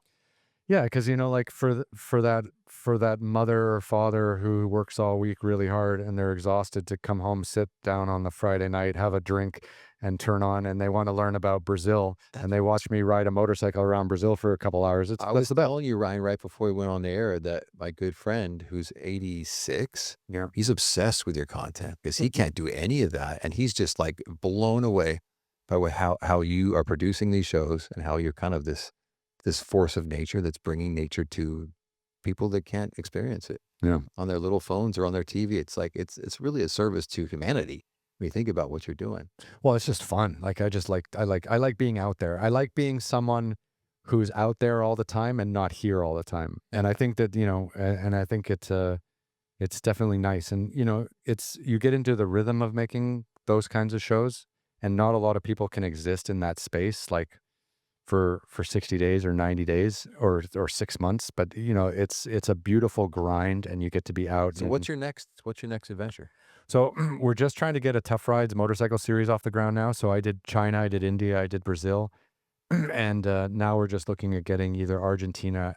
We're looking at getting Argentina and Australia um, to fundraise, and we're going to look at doing them probably back to back. So I'll probably do Argentina later this year, and then Australia early next year, just because the way the seasons work out. But we're very close to locking down the funding finally. Wow. Yeah. And the funding will be a mix of streaming partners and then also my YouTube channel. So So where do people get to see the content? so I would prefer if they just watch it on my YouTube channel, but it'll be a few other places as well, but we're still trying to work out those deals exactly. BBC or different? No, it'll be streaming, so it'll be like Amazon. We have an output deal with Amazon Prime, we have an output deal with Tubi, and Roku and all that kind of stuff. So it'll be probably a mix of Because they're starving for content, aren't they? they're starving for scripted content with A-list actors. They're not starving for Yet you secured these deals. well, we're in the process, yeah, but And you will. We will. I'm 'Cause you manifesting it. exactly, 'cause you're already proven. I mean, how many episodes? You have so many episodes. You've got so many adventures people can pick from. This guy's the legit he's the one. You'd think the track record would help more than it does. Really. Hmm. What have you done for me lately? Is that kinda A sound little correct? bit, yeah. There's a lot of that. Because like, if for for people who haven't had to raise money for their jobs before, like raising money is hard. Like people people are skeptical. People, I actually had a call with someone last week who said, "I don't think you're going to start the trip and finish it." And I was Well, that's look at my 100 other episodes, right? to me that was the most debilitating comment that anyone could have possibly You given me coulda just because said, "Hey, watch this video, watch this video." Why you had 100 videos you coulda shown him. it was the most uneducated reply I've ever had to any fundraising request of my life because I'm the person who never quits and finishes absolutely everything I do. Like I've never Then they didn't know you. They didn't vet you. they didn't try. Like but to the point where they didn't even read the initial email I sent, right? Like and it's just a cop out of being like, "Oh, you're not going to finish a trip like that. Like why would we sponsor you?" And I'm like, "I finish everything I do. Like that's just the way it is." And but you just get crazy. You ask for something, you try to do it in a meaningful way. You try to add value. The companies that I want to work with, like I need them, I need their money, I might need their product, but I'm also trying to add value to them because, they'll have a budget allocated for advertising and sponsorship, and they want to allocate that money in the right way with someone who's trustworthy and who's going to, carry their brand in a positive, meaningful way in a part of the world that's very beautiful and exciting. And those brand elements, I will carry them as I do, and they will hopefully benefit from that.